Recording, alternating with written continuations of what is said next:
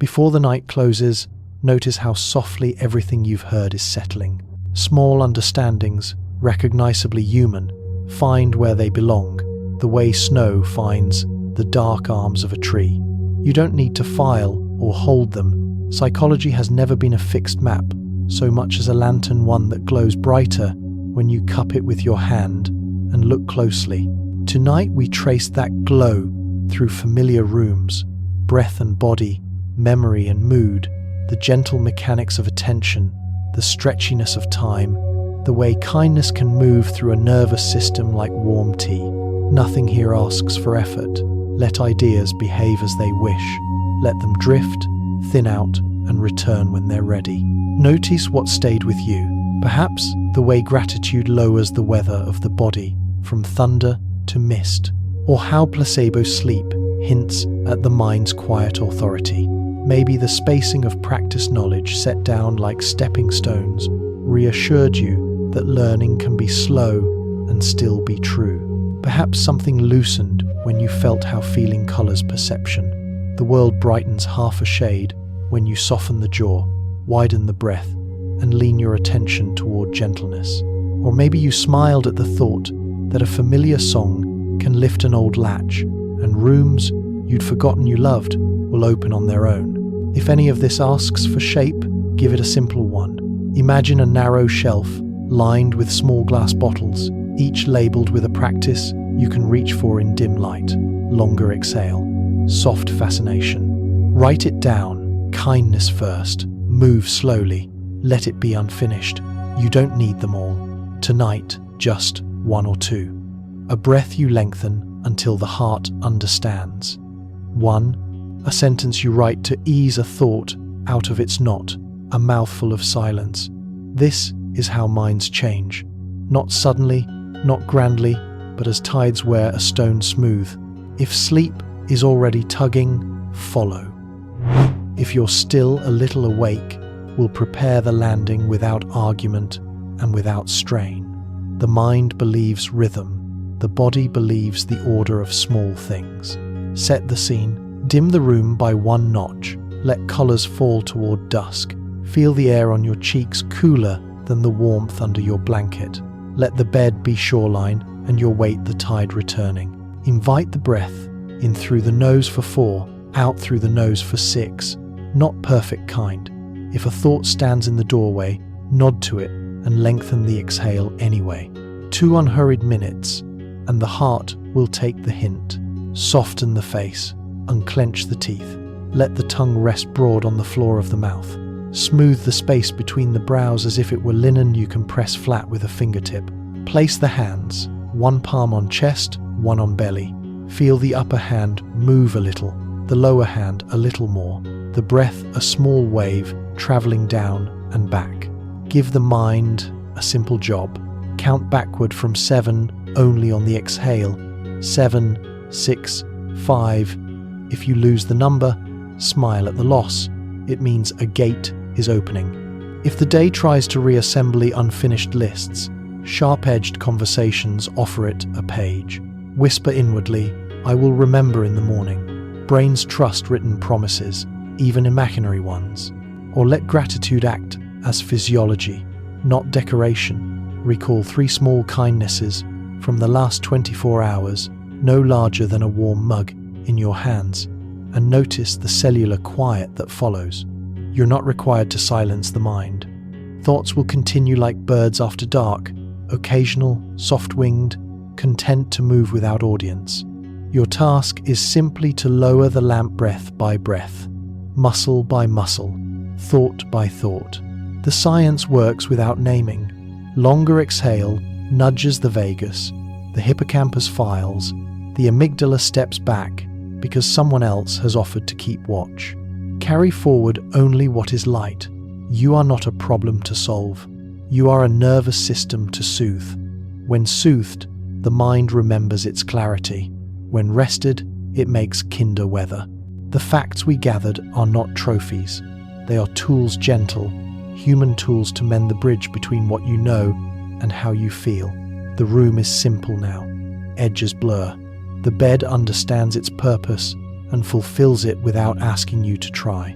Somewhere other quiet rooms are doing the same, and the shared hush of resting people gathers like rain above a garden. You are inside that weather, and it is inside you. Let the lamp dim one more notch. Let the last thoughts fold themselves away, and as the stars keep their slow, patient dance, let your thoughts drift with them, fading gently into the quiet of sleep. Here is a soft paradox your nervous system understands. Belief is a physiological event. In studies, people told that their sleep quality was above average, performed better on attention and memory tasks the next day, even when their actual sleep had been middling. Expectation retunes the brain's filters, nudging arousal systems to stand down and attentional networks to come online. It isn't a replacement for real rest, but it is a multiplier, like adding a warm lamp to a room that already has dusk. How can you borrow this effect ethically and kindly? You create a small ritual of positive expectancy at bedtime and upon waking.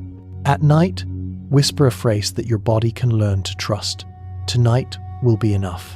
In the morning, offer a second qui. My sleep did what it needed to do. You're not pretending away fatigue. You're reducing the cognitive noise that turns ordinary tiredness into a self-fulfilling spiral. I'm exhausted. I won't cope. I'm already behind. The spiral tightens the body. The tightened body reads danger, and danger wakes the brain. Placebo sleep interrupts that loop. It tells the forebrain to spend less energy checking and more energy doing.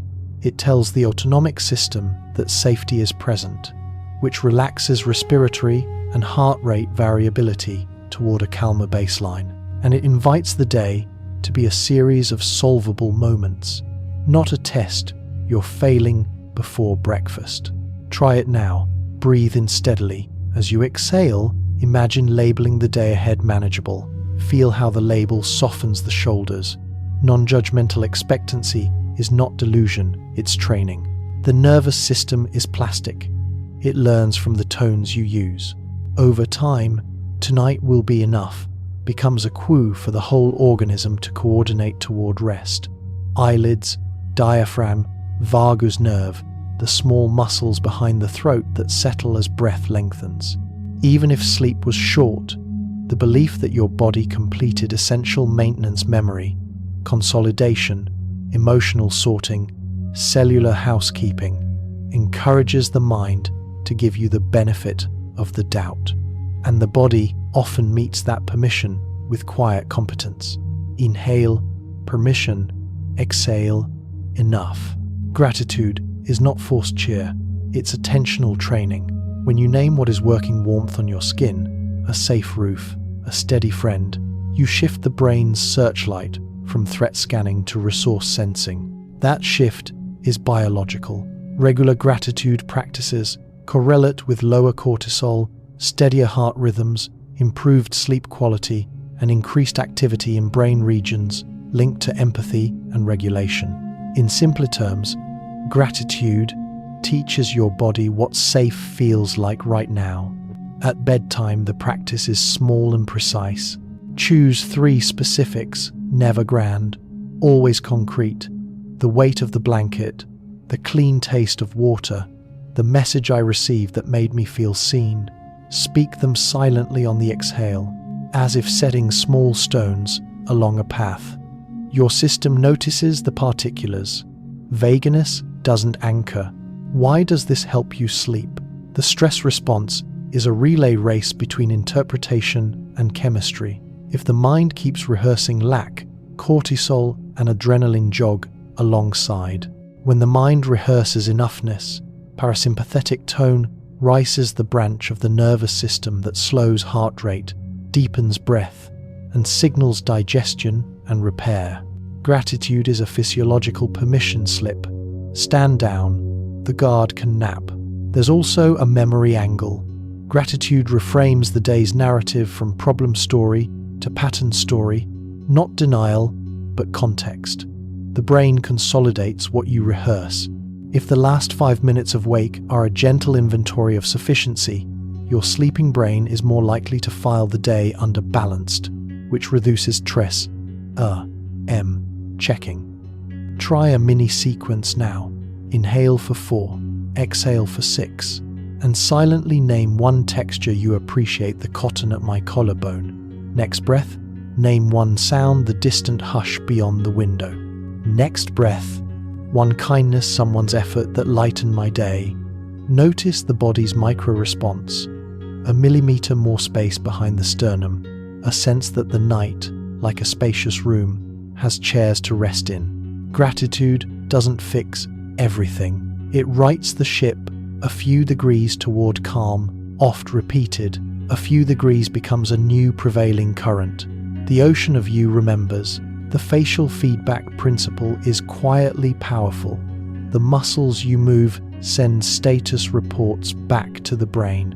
A warm, subtle smile, no teeth, no performance, tells limbic circuits that conditions are friendly, nudging neurotransmitters like serotonin and dopamine upward and letting tension fall by a small, meaningful margin. It's not pretending, it's body-led regulation. At night, a soft smile works like a dimmer switch. Many of us try to sleep with a problem-solving face, brow knitted, lips thinned, jaw set.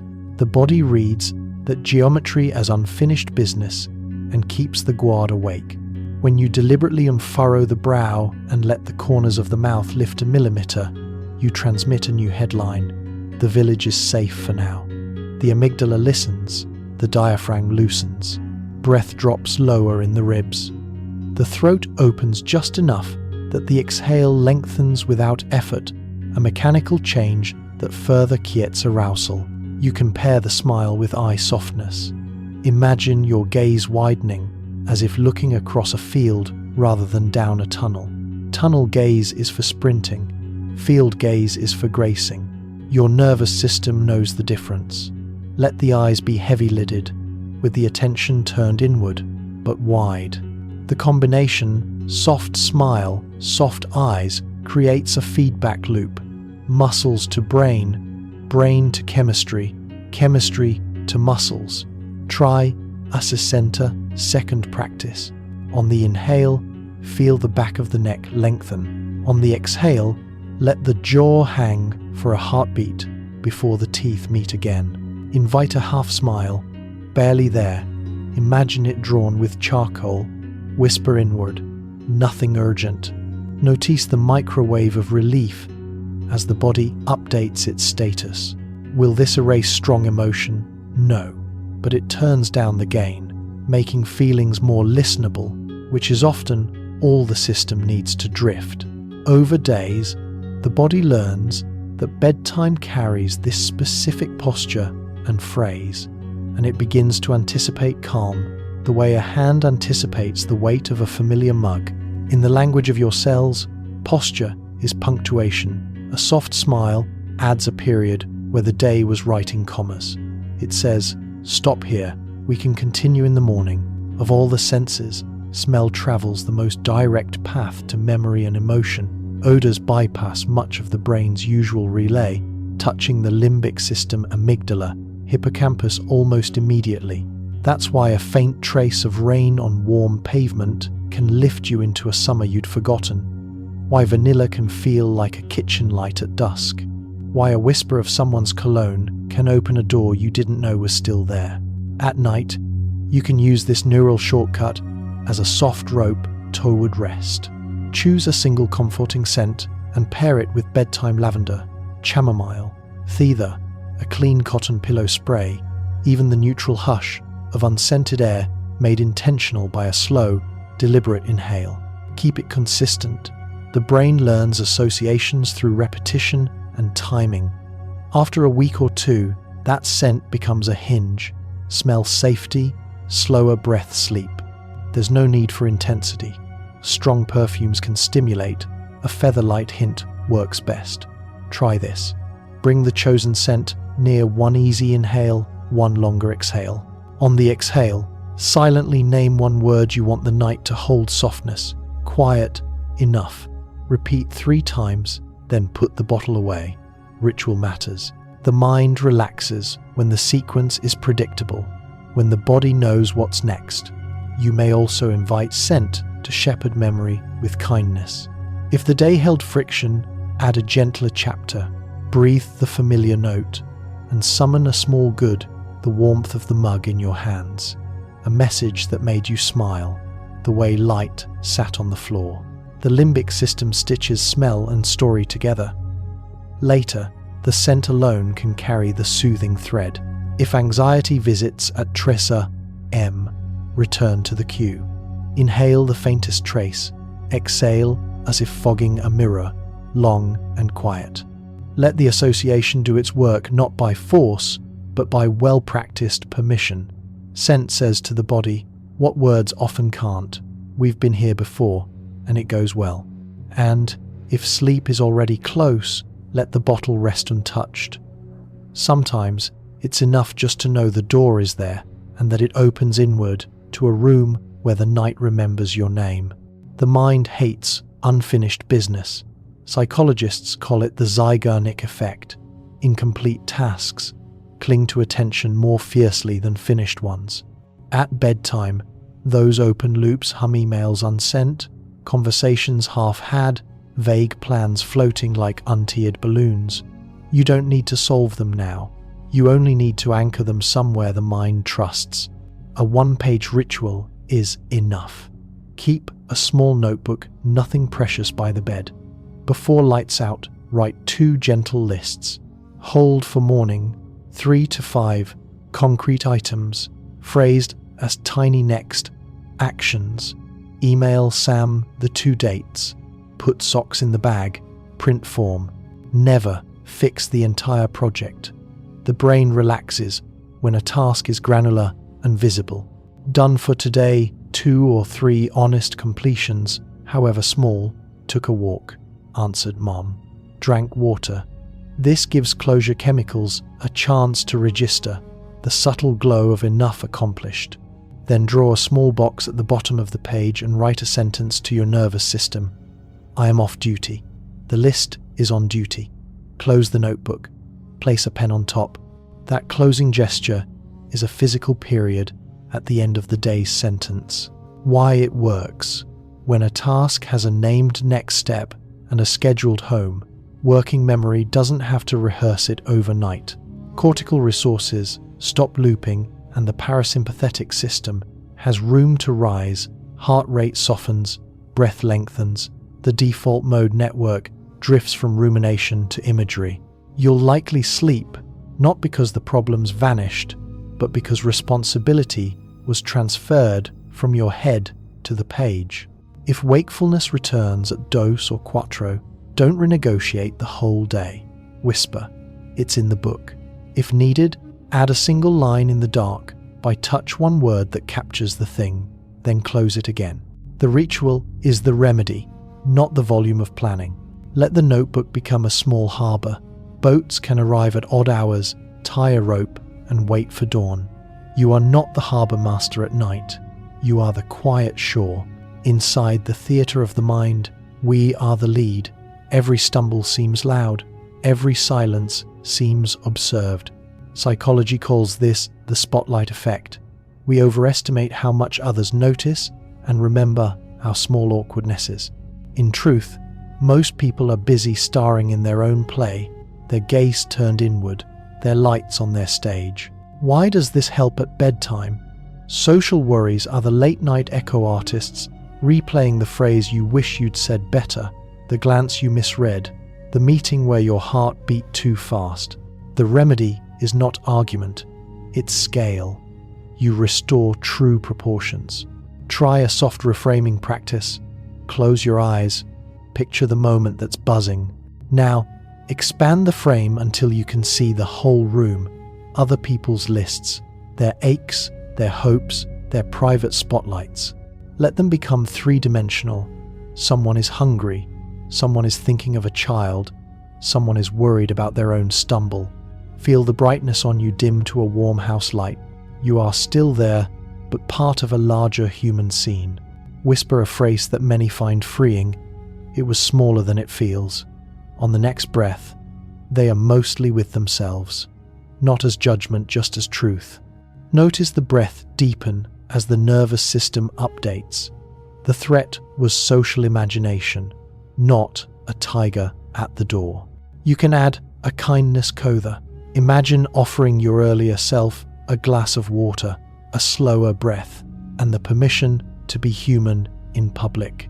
The body reads this post-event compassion as safety now. Muscles release what they kept rigid all evening. The heart slows its rehearsal. If a particular moment keeps returning, give it a gentle container, write it on a sticky note, 3 words max, and place it under tomorrow's list. You are telling the mind, we'll tend this in daylight. Most of the time, the note looks smaller the next morning, proof that nighttime magnification was the trick of a narrow beam. The spotlight effect softens when we widen the frame and lower the lights. In that wider room, there is space for sleep to enter quiet-footed, unhurried, like an usher guiding you to a seat you didn't realize was already yours. The mind listens to the body more than we admit. Embodied cognition is the gentle science that says posture, breath, and small muscular cues don't just express feelings, they help compose them. A slightly lifted chest, a spine that lengthens as if a thread rose from the crown, the soft release of the jaw, each sends upstream messages. Safe enough, steady enough, here enough. The brain receives those signals and lowers its inner guard. At night, when thoughts scatter like birds, posture can be a nonverbal lullaby. Try this simple sequence while you're already in bed. Place one palm over the belly, one over the heart. On the inhale, imagine breathing into the lower hand, so the abdomen rises first. On the exhale, imagine the spine growing longer into the mattress, shoulders melting 2 millimeters wider.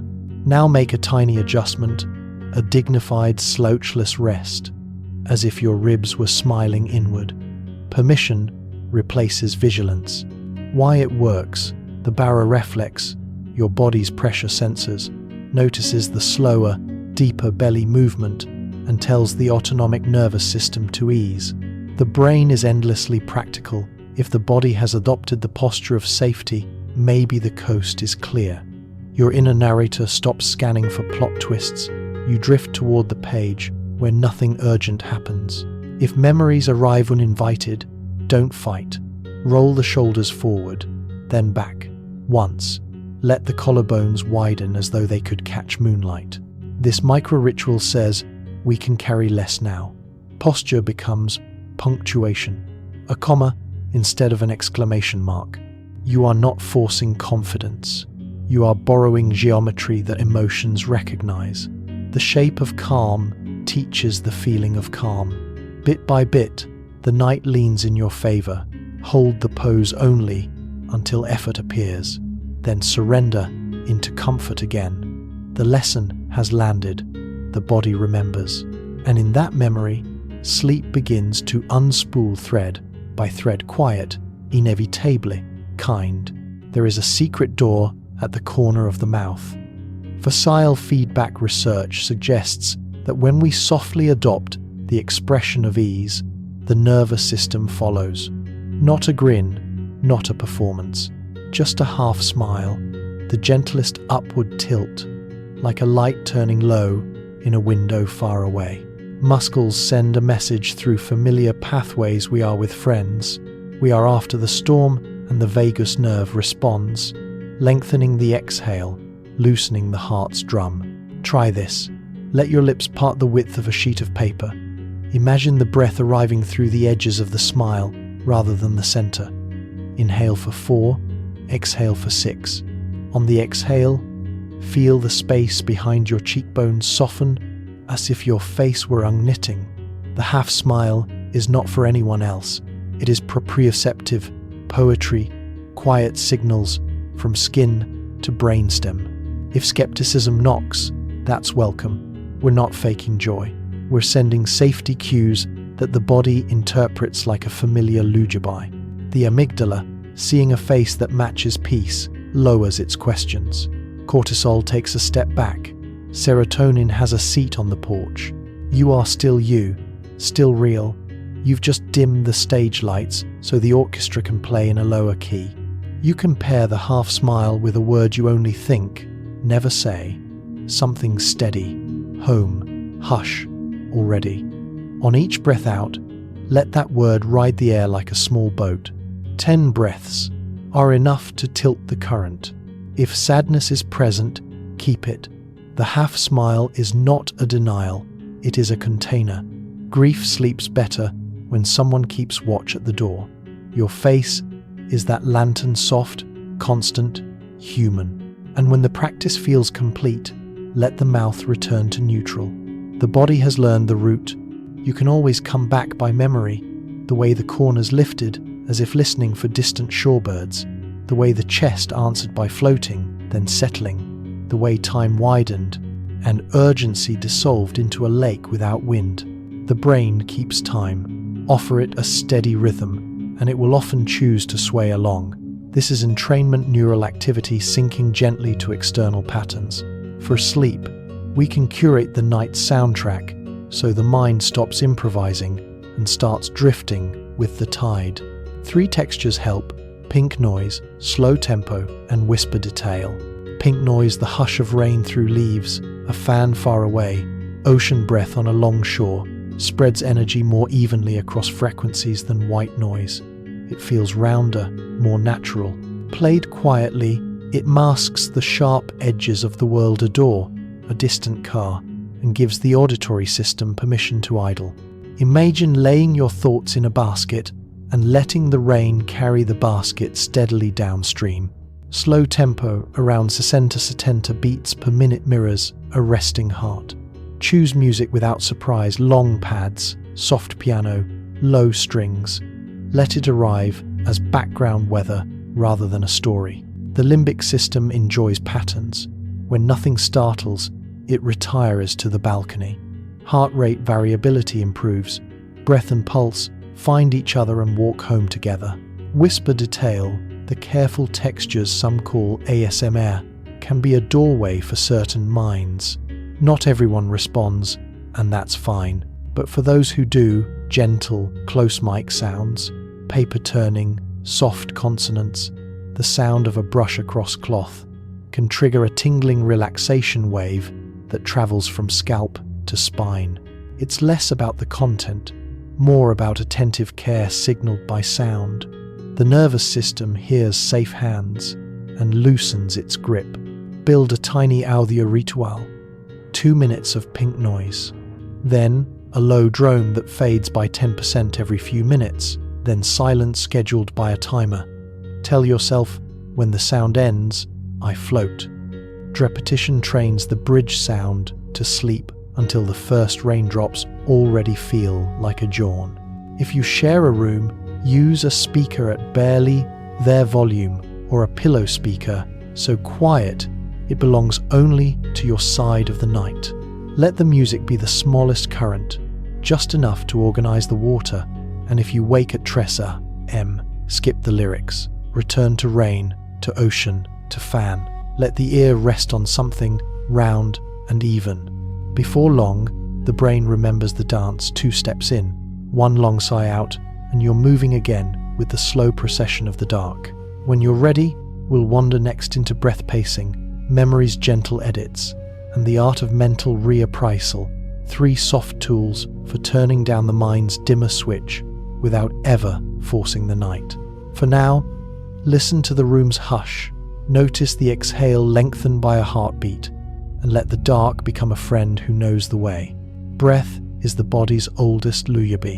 When you pace it slow, even a little longer on the way out, you're gently turning the nervous system's dimmer switch. Think of a tide that knows exactly how far to reach, then how far to fall. 5 to 6 breaths per minute is a sweet coastline for many people. Inhale through the nose for 4 or 5, exhale for 6 or 7, no strain. Just a long ribbon unspooling. Here's a simple shape. In, 2, 3, 4. Out, 2, 3, 4. 5, 6. If that's too long, make it tente, out, 4. If it's too short, in 5, out, 7. The idea is coherence, heart, lungs, and brain swaying together. With each longer exhale, the vagus nerve hums a little louder, telling the heart it may wander wider between beats, a sign of safety, telling the amygdala that the watchman can sit. Add a small anchor word on the exhale, soften, home, here. Let the word ride the breath like a leaf on water. After a minute, notice the shoulders, they drop by themselves. After 2, notice a tension. The edges blur a little, like frost on glass.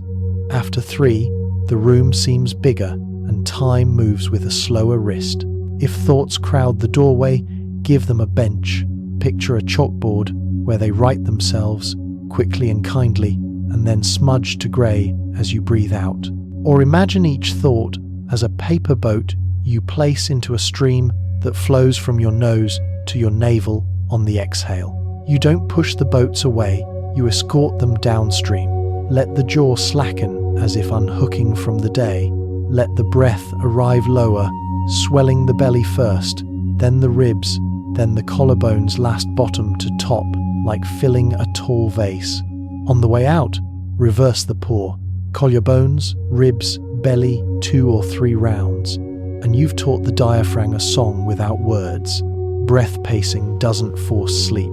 It invites it, sets a chair by the window, and leaves the porch light on.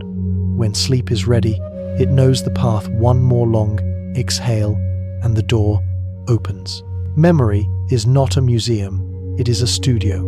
Each time a memory is recalled, it becomes a sketch again, erasably, revisably, before it dries.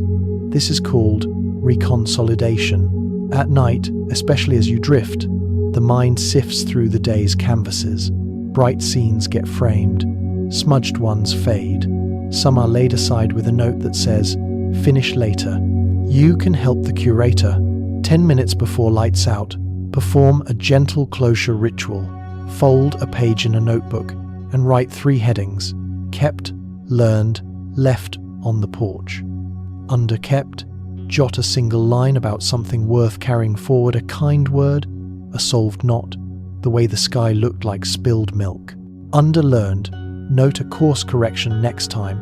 Ask earlier, eat sooner, take the long way home. Under left on the porch, list unfinished items, no detail, just titles. Then draw a small square beside each and promise to look again tomorrow. The brain loves promises it believes.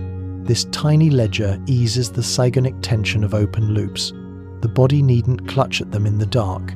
You are not solving, you are storing. The curator whispers, "We'll return in the morning," and the gallery lights dim. If a sharp memory keeps returning, invite a soft edit. Replay the first 5 seconds, then slow it by half, then tint it warmer, as if sunlight had entered the room. Now, breathe that scene with "in quattro," out says 3 times, and let the last frame blur at the edges. You are teaching the nervous system that this picture can sit without alarms, not erasing, not denying, recoloring the border so it doesn't bleed into sleep. A scent can help the stamp. Keep a thread of lavender or cedar you use only at night when journaling. The olfactory path links straight to memory. Soon, the aroma itself becomes a save icon smell. Equals, we're closing the book now. Later, if you wake at Tressa M, a breath of that same scent can tell the librarian to file the pages and dim the lamps again. In this way, memory becomes a river that meanders instead of a flood that overruns its banks. And the bed becomes what it's always wanted to be, a raft that knows the calmest channel. What we feel is shaped not only by what happens, but by what it means. Cognitive reappraisal is the quiet craft of changing meaning without lying to yourself. The facts remain, the frame shifts. A cloud that once reads storm now reads passing shade. The body responds to the caption. Begin with distance. Imagine zooming the mental camera back, as if your day were a small town seen from a hill. From here, details soften, patterns appear. Ask a gentle question. If this were happening to a friend I cherish, what would I say to them tonight? The brain answers differently when the pronoun changes. Try third-person self-talk. You are tired, and that is allowed. You did what you could. Tomorrow has wider doors. The tone matters, no courtroom, only lighthouse. Next, rename the signal. Butterflies in the stomach can be labeled fuel instead of fear. A racing heart can be the body bringing more musicians to the stage. This isn't spin, it's physiology with softer metaphors. Labeling emotion. This is worry. This is grief. This is anticipation. Activates the brain's naming centers and turns noise into weather. Weather is felt, and it passes. Try a because ladder. Write the thought that bites. I failed the conversation. Then add 3 because that widen the frame. Because I care. Because I was surprised. Because I'm learning a boundary. The ladder does not excuse. It contextualizes. The amygdala trusts context. Reappraisal loves time travel. Ask, how will future me in 6 months tell tonight's story? Often the future writes calmer prose. Let that voice borrow your mouth for 2 sentences. Notice the breath change as you read them back. If a worry insists, offer it a job. You may ride with me until the next exhale, then please watch the horizon for weather changes. Give it the horizon. Most worries simply want a post. Finally, marry reappraisal to place. Turn off the overhead light and leave a lamp. The room suddenly gentler. Warm the blanket in the dryer for 2 minutes. The body reads environments like text. When the setting says safe, the story follows suit. None of this denies difficulty. It reshapes agency, the part of the night you can touch. Meaning becomes a movable window. You slide it, and the wind softens. And under that softer wind, the eyes grow heavy, the edges of thought blur, and the mind walks itself slowly, kindly back to shore. There's a quiet sense tucked beneath thought, interoception, the way you feel your inner weather. When you run a body scan, you're not fixing, you're listening, like holding a seashell to the ear and waiting for tide sound. The brain sentinel, the part that hunts for trouble, softens when it learns the house is safe from the inside out. Begin where gravity meets you, feet. Notice the outline, the warmth, the cotton against skin. On your next exhale, release just 5% of the effort in your toes, no more. Small drops calm deep wells. Move to calves and shins. Imagine their sand after the wave withdraws heavier, settled, vaguely warm. Knees as hinges you don't have to hold. Thighs like thick curtains that can hang without being arranged. Let the breath descend into the pelvis. Picture a bowl you don't have to balance. On the exhale, broaden the bowl a little. Belly, instead of pulling in, allow it to receive the breath, like someone being handed good news. Lower back spreads like ink in water. Ribs open side to side. You're not lifting the chest, you're widening the room. Hands are switches. Flip them to off. Feel the exact weight of each finger pad. Forearms as driftwood. Elbows heavy stones at the river bend. Shoulders melt 0.5 centimeter toward the mattress. Jaw unhooks. Tongue drops from the roof of the mouth. Imagine a warm thumb pressing the point between your eyebrows, then lifting away. Every 2 or 3 breaths, let a physiological sigh arrive. One easy inhale, a second shorter sip, then a long, unspooled exhale. That sequence nudges the vagal brake, telling the heart, coast. If you meet a knot, don't pendulate.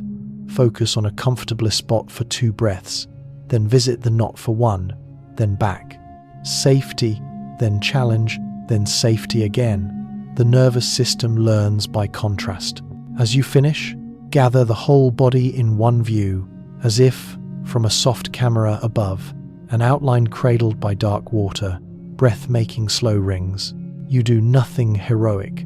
You simply confirm the absence of fire. And when the watchdog finds no flames in the rooms it trusts most, it circles once and lies down. Not all quiet is silence. There is a hush with texture, a soft wash like rain behind the window. That is pink noise, a spectrum where low tones hold more weight than high, like distant surf or leaves in a steady breeze. Where white noise can feel like a bright fluorescent, pink noise is lamplight. The brain, fond of patterns that don't insist, settles under it. Studies hint that pink noise can stabilize deep sleep and tidy the edges of memory consolidation. But leave the lab aside and listen to your body.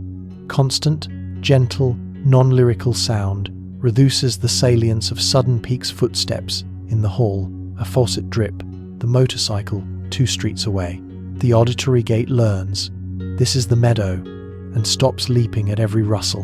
Build a sonic palette that feels like night to you, a low-volume track that never surprises, no chimes, no swells, no birds that wake before you. Rain on canvas, far thunder with the lightning removed. A muted fan purring in another room. Keep it beneath language, words snag attention. Keep it beneath breath. You should hear your exhale over it. You can also pair sound with place in a gentle ritual. Cue the same pink noise track each night when you dim the room. Over a week or 2, the first seconds become a conditioned doorway. Your thalamus hears the script begin and lowers the curtain on sensory interruptions. If you wake at 3, resist the urge to hunt for new sounds. Return to the same stream. Familiarity is drowsiness's oldest friend. For those who share a room, a small pillow speaker or low direction speaker at the bedside keeps the meadow local. If you travel, store a 1-hour loop on your phone and set it to repeat. The hotel becomes yours when your night arrives with you. If you prefer the natural world, crack the window a finger width and let the city's far hum mix with a tabletop fountain or a bowl of rice under a trickling tap. You're composing auditory velvet, nothing to count, nothing to the code, just a soft blanket for the startle reflex.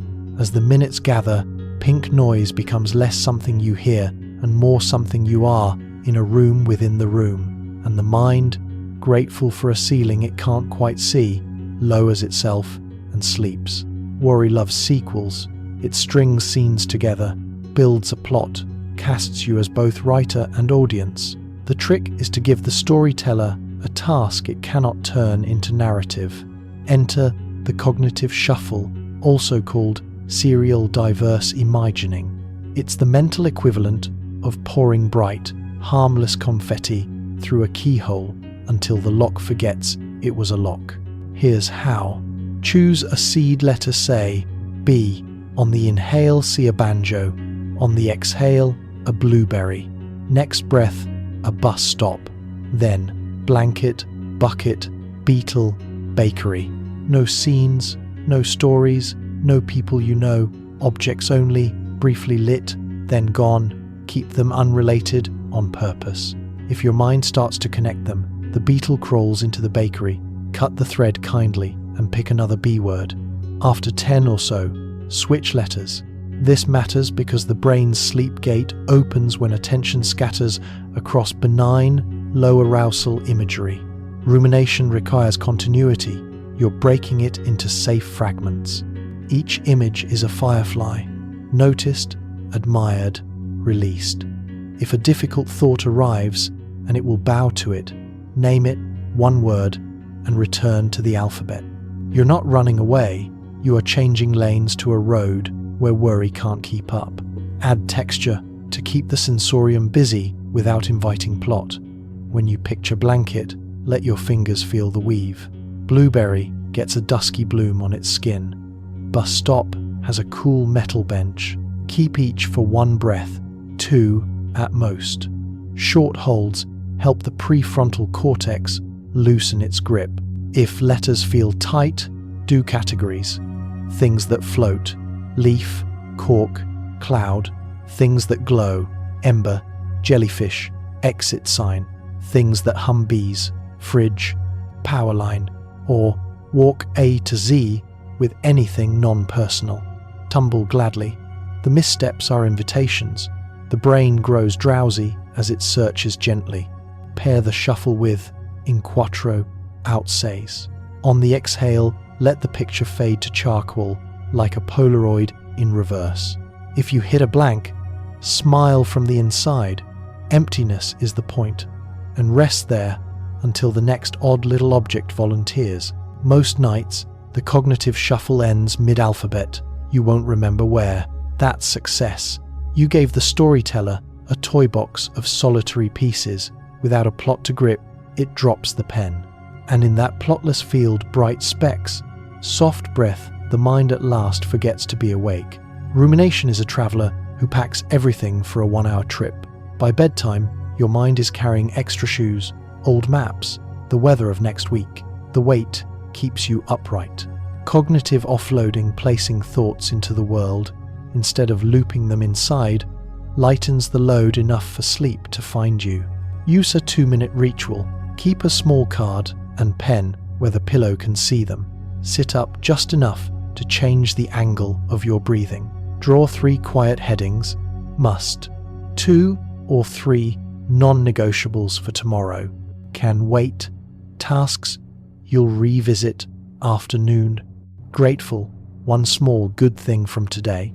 Set a short timer, a friendly bell in 2 minutes, and let the pen move without judgment. You're not solving, you're placing. Brains love object permanence. If the plan is visible, the prefrontal cortex stops gripping it like a falling stone. When the bell sounds, draw a small box next to the first must. That box is not a chore, it's a promise. Promise kept, worry down. Slip the card beneath the clock or face down under the lamp. The gesture tells the sentinel in your head, the night shift has what it needs. If a thought returns, whisper, noted. Imagine stamping it ink, date, time, and guide it back to the card you already wrote. If it's new and insists, you may add it once without turning on the bright light. That keeps the agreement intact. All concerns have a home outside the skull. Pair this with a gentle countdown to entice drowsiness. From cinco to uno, but with senses.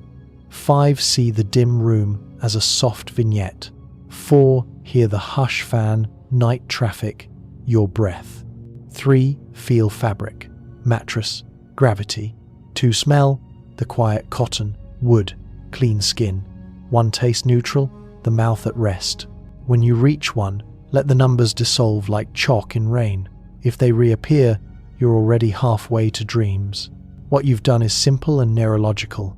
You've turned open loops into closed containers, replaced abstract anxiety with concrete ink, and taught the body that now is for safety, tomorrow for action. The backpack is on the floor. You can lie down. Fact 17. Safe place imagery edits the brain's threat map, aproximadamente igual a 400 words. The nervous system carries a map of danger and refuge.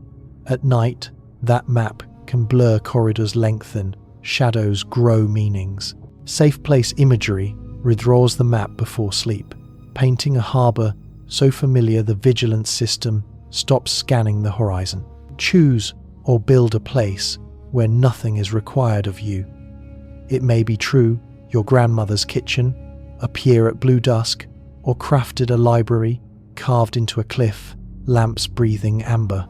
The rules: no people to manage, no doors to watch, no decisions once you arrive. Now layer senses until the image gains weight.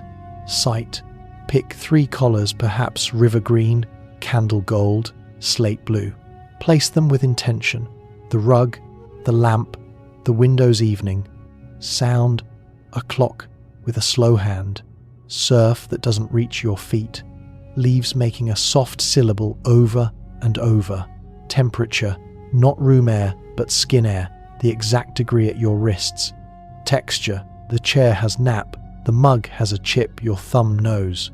Smell: cedar shavings, orange peel, old books, the kind of scent that does not ask anything of you. Walk there the same way each night, 3 paces over smooth stone, 2 steps down, hand flat to the wood that opens a ritual path. Ritual is how the amygdala learns. This movie always ends kindly. Sit. Let time thin. You are allowed to alter tiny details. Light a candle, crack a window, but keep the bones consistent. Consistency is the lullaby. If a worry knocks, give it a coat peg by the door. Hang it. Promise to collect it in the morning. Promises kept teach the body to believe. If your mind tries to import characters and plot, gently fade them to silhouettes beyond the window, already walking away down a safe, lamplit street. Add a touch anchor to weld image to body. Place a palm over the sternum, the other over the belly, and breathe in quattro, outsays. On the exhale, imagine the room exhaling with you, the lamp dimming a degree, the air settling, the tide going out. After a minute or two, allow the scene to soften its edges, as if fog drifts in and all that remains is color and warmth. You're not escaping reality, you're training reality's editor. The brain stores state with place. Give it a place where safety is overlearned and the night learns you by heart. Fact 18 coherent. Breathing teaches the heart a lullaby, aproximadamente igual a 400 words.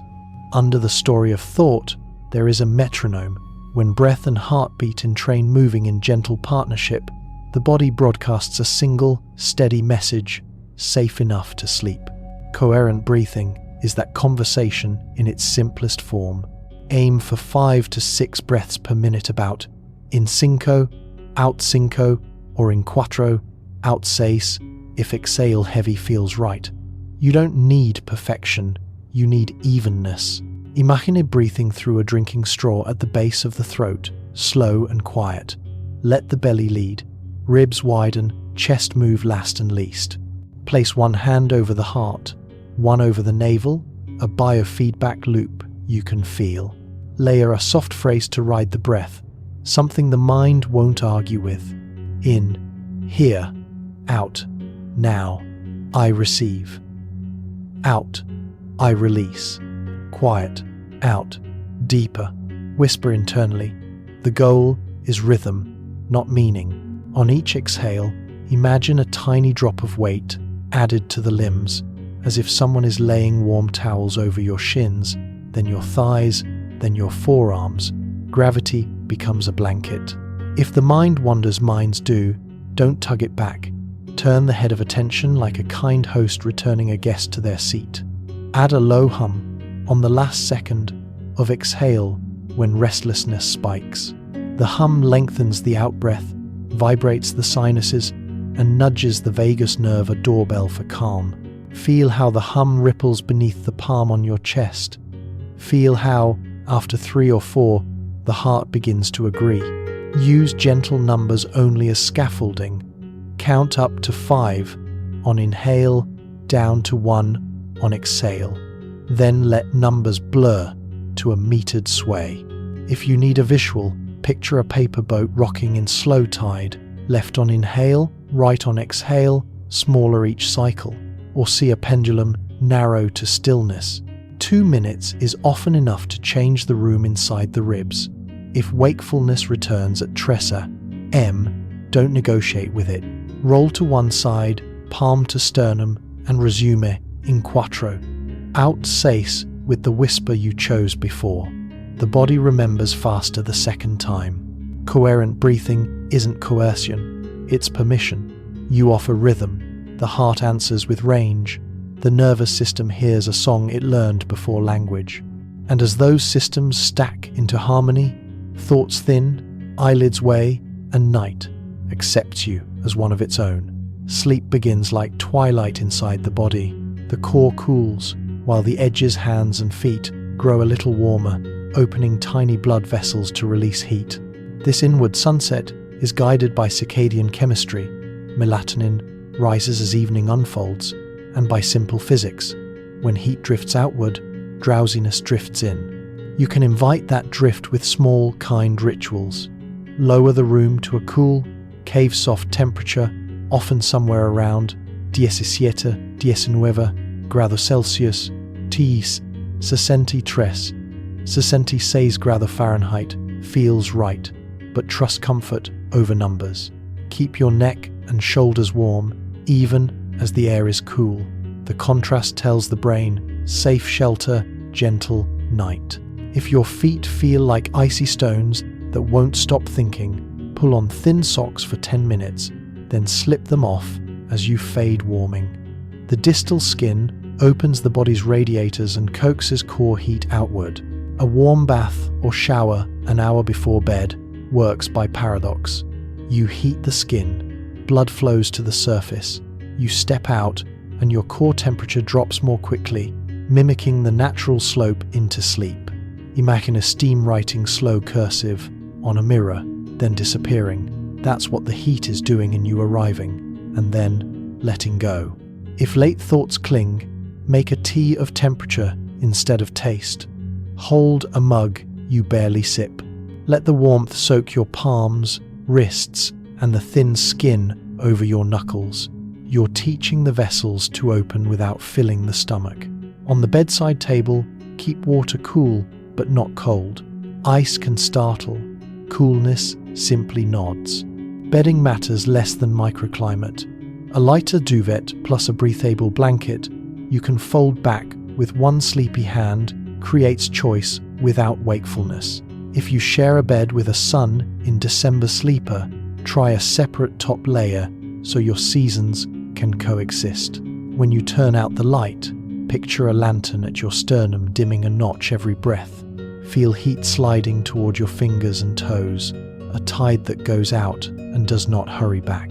The room does not need to be cold, only your core needs to be allowed to fall.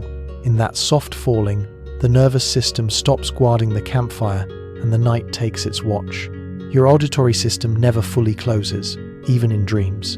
It listens for edges, sudden changes, sharp angles in sound. Smooth those edges and the gatekeeper rests.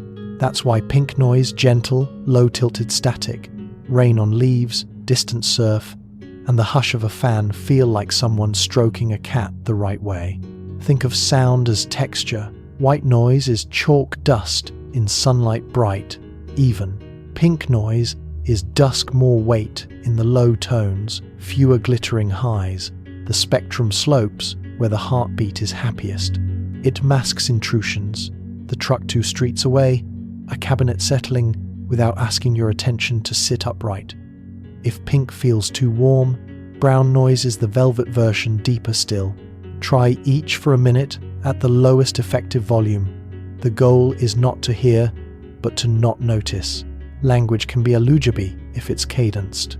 Choose narration with long exhale lines, slight pauses, and a voice that leaves air between sentences.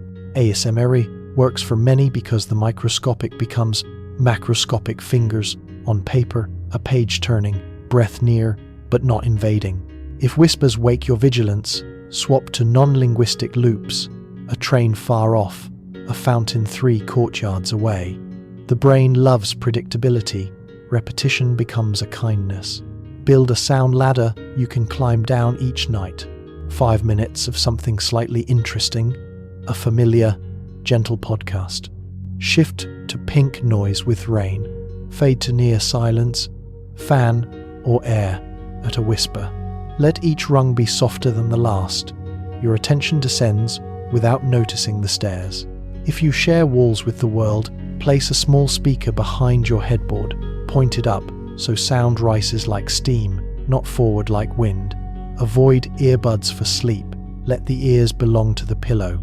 For sensitive sleepers, a door sweep and a rolled towel at the threshold turn the hallway into another room. Quiet is architecture as much as audio, and if a sudden sound does break through, don't argue.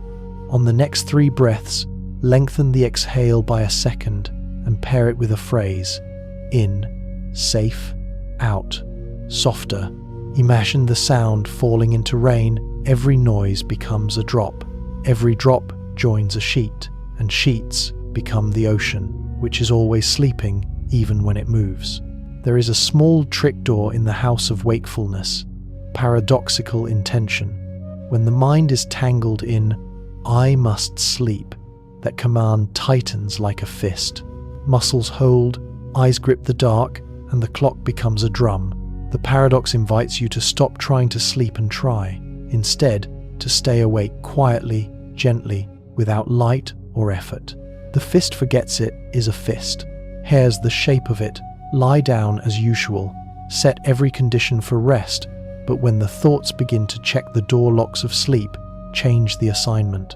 Tell yourself, I will stay awake, calmly, in the dark, not by doing, but by allowing. No screens, no sitting up, no tasks. Simply rest with eyes open to the inside of your lids, as if watching a movie of darkness. If the urge to chase sleep arrives, smile at it like a bird that landed on the sill and flew on. Why it works. Performance anxiety dissolves when performance is removed. The sympathetic system, the day's engine, idles down because there is nothing to achieve. The parasympathetic system, the night gardener, steps through the gate. Wakefulness without effort is boring to the cortex. Boredom in darkness is sleep's oldest accomplice. Give the mind a gentle anchor that doesn't pretend to be a sedative. Pick a simply low-stakes task for attention. Count only the exhales by twos dos, quattro, seis. And if you lose the number, begin again without keeping score. Or trace a slow rectangle with your breath up the left side. Inhale, across the top. Hold a blink. Down the right. Exhale, across the bottom. Rest. Your job is not to finish rectangles. Your job is to remain quietly awake while they draw themselves. Set one boundary to keep the paradox honest. If you're still awake after what feels like 20 minutes, sit on the bed's edge for a minute, then lie back down in a different position. This resets the body map without inviting the bright world. Repeat the intention. Calmly awake is good enough. You are removing urgency, and urgency is the true insomniac. Sometimes you will notice, with the gentlest surprise, that the numbers stopped at dose and became shoreline, that the rectangle turned into a window, that the window opened and you walked through. Not because you pursued sleep, but because you stopped chasing what only arrives when unfollowed.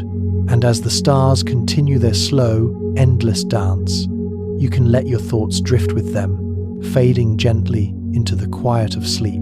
When thoughts insist on circling the same bright worry, the mind becomes a hallway with one door. Imagery shuffling opens many doors and strolls past them slowly. The premise is tender and simple. Give attention, harmless, unrelated pictures, so working memory cannot rehearse the day's script, like counting sheep but with texture. Begin with 3 categories: objects, places, creatures, and drift between them in no pattern. Picture a paperclip, cool, bent silver, then a wooden pier at dusk boards, salt soft under bare feet, then a tortoise, shell like old tea. Do not anise, skim each image for 10 seconds and move on before it grows meaning. Keep the pictures concrete and gentle. A peeled orange, a lighthouse, a moth's quiet wings, tapping glass. If an image tries to bloom into story, bow to it and step aside. This is a gallery, not a novel.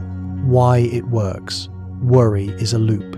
Imagery is a line. The brain's rehearsal network can't hold a loop while also sketching fresh pictures, so it lets go. You also loosen the sense of time by slipping between unrelated scenes. The clock in the head loses count and drowsiness enters like fog. Add microsenses to steady the mind. What is the temperature of that porcelain cup? Is the air at the forest gate cool on the inside of the nose? Does the rope on the dock feel braided or smooth? Touch, smell, weight, just a brush of each. If a sticky thought arrives with boots on, give it a chair and a label. Planning, protecting, remembering. Labels keep the visitor polite. Return to shuffling with a fresh trio, a snow globe, a library ladder, a sleeping fox. Let the order be delightfully wrong. The nervous system understands non-urgency when it sees it. You can keep a pocket list by daylight 20 safe images that never hide teeth. At night, you don't search, you reach. Some favorites: a key with a blue ribbon, linen hung in wind, the underside of a bridge, an apricot cut in halves, a fountain pen leaving a dark comma. If sleep does not come, you've still traded ruminations for quiet pictures. That is already healing. And if, mid-orange or mid-lather, the gallery lights dim, let them. The curator has gone home. The paintings remain, dreaming of their frames. The body keeps a map of the day's posture, shoulders guarding, jaw translating worry into stone, belly bracing like weather. Sleep asks for a different map. Rivers open, borders soften. Progressive muscle release redraws that map with kindness, and the vagus nerve carries the news to the heart. Begin at the hands. They are honest. On an inhale, curl each hand to a half fist, not a fight, a shell around a pearl. Hold 2 quiet counts. On the exhale, let the fingers unfurl as if warm water were poured through them. Feel the tiny tremors leave. Move to forearms, biceps, shoulders. Inhale, gather, exhale, give back. The rule is simple. No straining, only contrast. You are teaching the nervous system what letting go feels like, so it can find the path again. At the face, trade clench for soft shapes. Place the tip of the tongue behind the top teeth. Let the jaw hang heavy. Invite the eyes to settle deeper in their pools. Imagine the forehead widening like wet sand at low tide. With each release, listen for the vagus reply. A longer exhale, a slower pulse, a small sense of being held from inside. Now, breathe in a box you can draw in the dark. Inhale quattro, hold dos. Exhale seis, rest dos. The longer out-breath is a note to the parasympathetic choir. If numbers feel brittle, use words in, here, hold, quiet, out, softer, rest, safe. The body hears tone more than grammar. Add a on 2 of the exhales, just a bee's throat vibration. Humming gently stimulates the vagus along the voice. The chest becomes a small instrument, the sinuses a warm cave, or trace the tragus of each ear with a slow fingertip circle. The skin there is a doorbell for calm. If you meet a stubborn island, tight neck, vigilant belly, don't push. Place a hand there, like placing a book on a table. Name it. Working hard, keeping watch. Then walk the breath around the island rather than through. The island hears the ocean and remembers it, is part of it. Nothing dramatic needs to happen. In fact, drama is daylight's sport. Night favors gradients. As the map loosens, the bed feels more like shoreline than furniture. The body, more like water than wall. Inside you lives a keeper of time, the suprachiasmatic nucleus, 2 pinpricks of clock in the brain's night sky. It tells cells when to work and when to whisper, guided mostly by light. Light is not only brightness, it is instruction. Teach the clock gently, and it will teach sleep. Morning. Within an hour of waking, greet daylight with your eyes. Glass is fine, windows open if you can. 10 minutes of soft sun, 15 if clouds, is a letter that says, we live here, on this longitude. Start the melatonin hourglass. Faces turned to real sky are truer than lamps. The spectrum outdoors writes in ink, not pencil. Pair it with movement, a T. On the step, a slow walk. Light plus motion anchors the day like 2 pegs in the earth. Evening, 2 hours before bed, begin dimming. Not darkness direction, overhead lights off, pools of lamplight instead. Screens behind warm filters.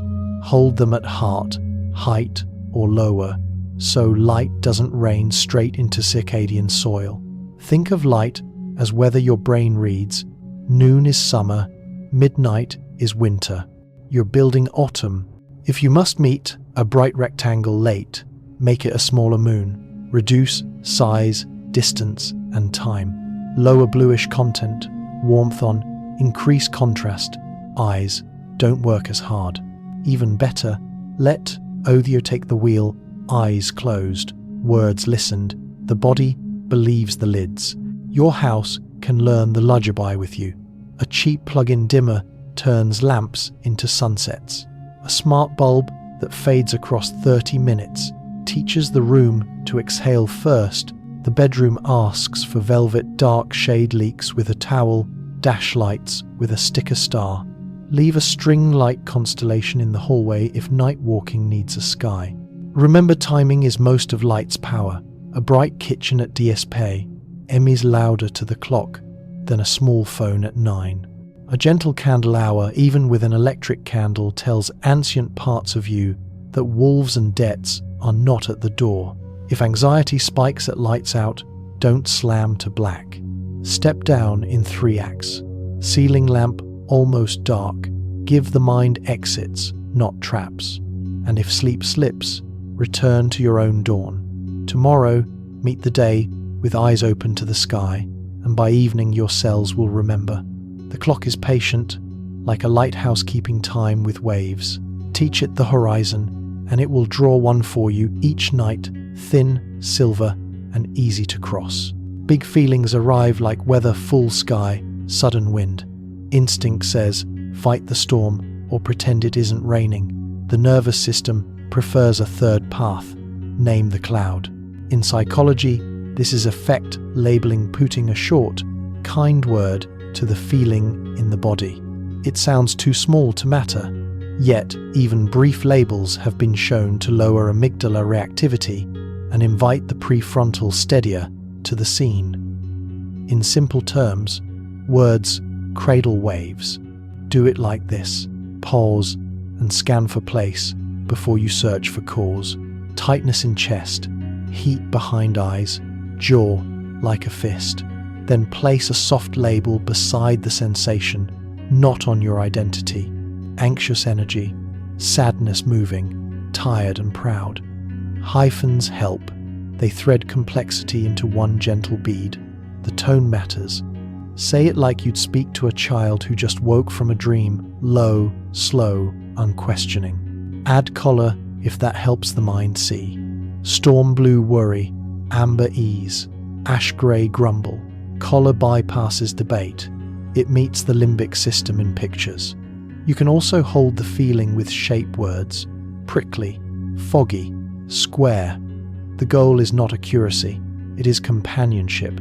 Labeling is a small lantern. Storms hate being seen. If the feeling insists on a story, give it a title card instead of a script. Future think, old memory, hungry anger. An accurate title reduces the urge to add paragraphs. Between labels, breathe with a longer exhale and keep the shoulders low like boats at slack tide. A tiny ritual anchors the practice. Touch your sternum with 2 fingers as you name the state. Then release the hand as you release the breath. The body learns, touch mas word igual a downshift. Over days, the pairing becomes a shortcut. Sometimes the touch alone begins the softening. Common labels for the night shelf: buzz, heavy, floating, edgy, blue, hollow, grateful, full. Try writing 3 after brushing teeth. No analysis, just weather report. Sleep respects honest forecasts. Remember, we are not shrinking feelings. We are right-sizing them. A cloud looks monstrous when your nose is touching it.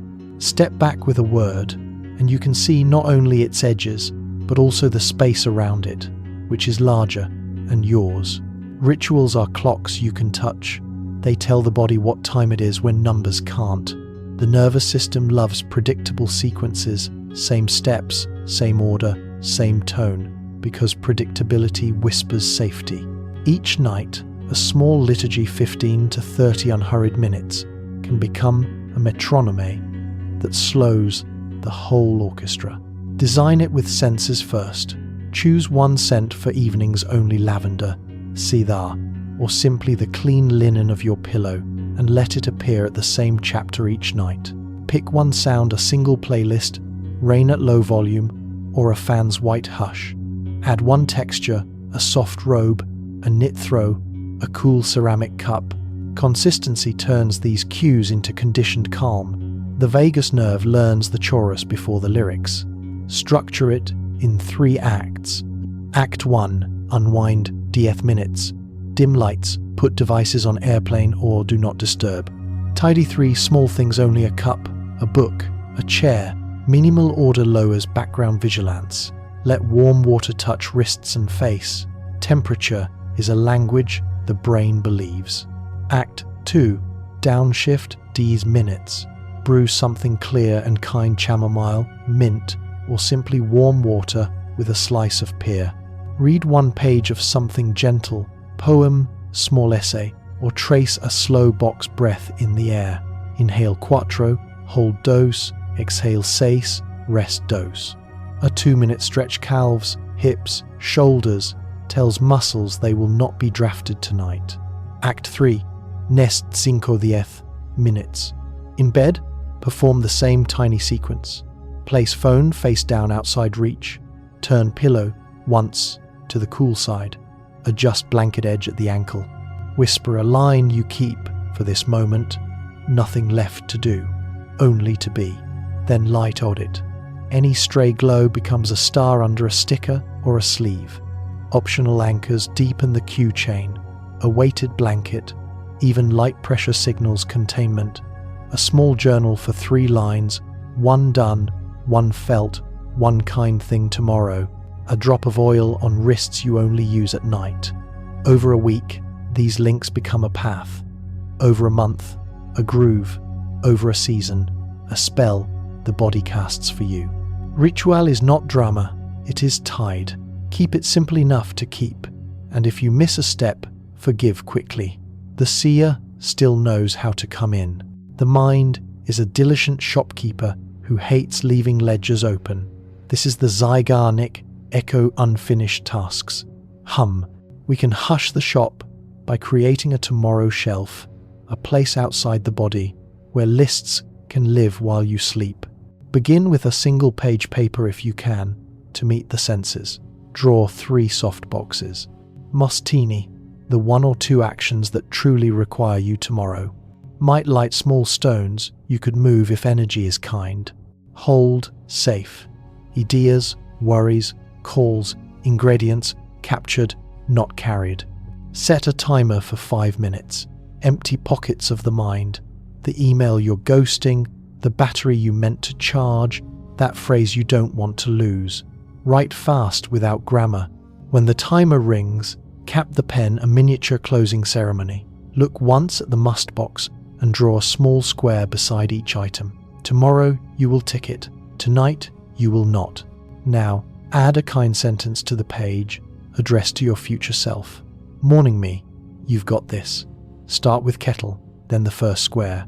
Sign it with an initial. The brain treats signed notes as agreements, not fog. If a worry returns, don't argue. Point to the shelf, even if it's a notebook on a chair, and say, filed. Repetitive? Yes. Repetition is how bodies learn. If the worry insists it's not a task but a what if, offer it the 2-branch tree on the back of the page. If it happens, first tiny action will be, if it doesn't, I keep my energy tonight. This satisfies the shopkeeper. Contingency drafted, door locked. Pair the shelf with a container queue, slip the notebook into a fabric pouch, place a smooth stone atop it, or wrap it with the elastic and 1 sprig of something faint, rosemary, eucalyptus. Hands remember containers. Closure becomes tactile. Digital minds can use a minimalist note titled Tomorrow Shelf pinned to the top, but keep the rule: 1 inbox only. Scattered lists are noisy. A single home is quiet. Finally, teach your thoughts a return path. When they circle at una trece they can land on paper at 7:10. 1. The promise is specific. Specificity is soothing. You are not dismissing your life. You are staggering its weight across dawn. And if sleep arrives mid-list, let the pen fall like an oar to the boat's floor. The river knows the rest of the route. Fear is a good guard dog with poor manners.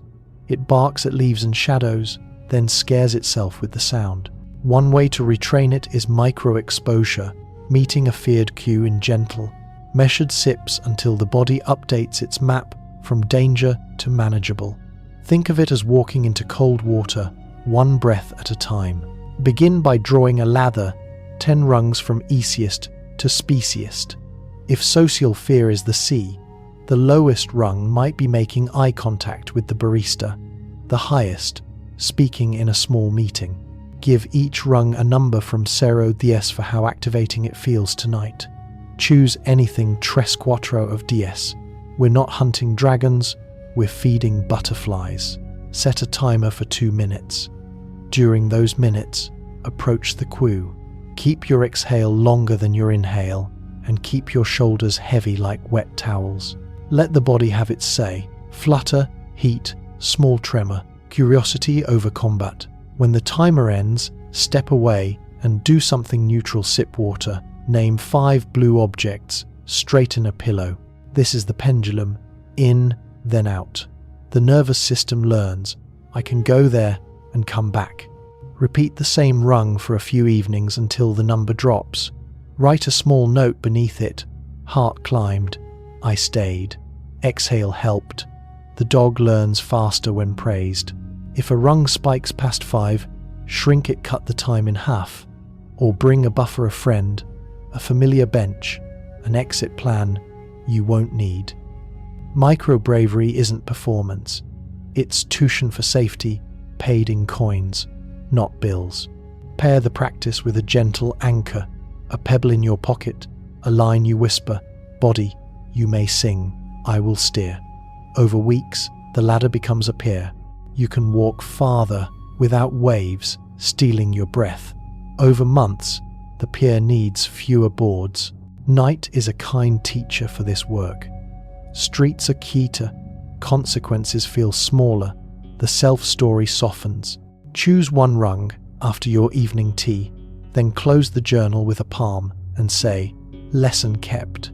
You'll sleep not because fear vanished, but because you met it and returned.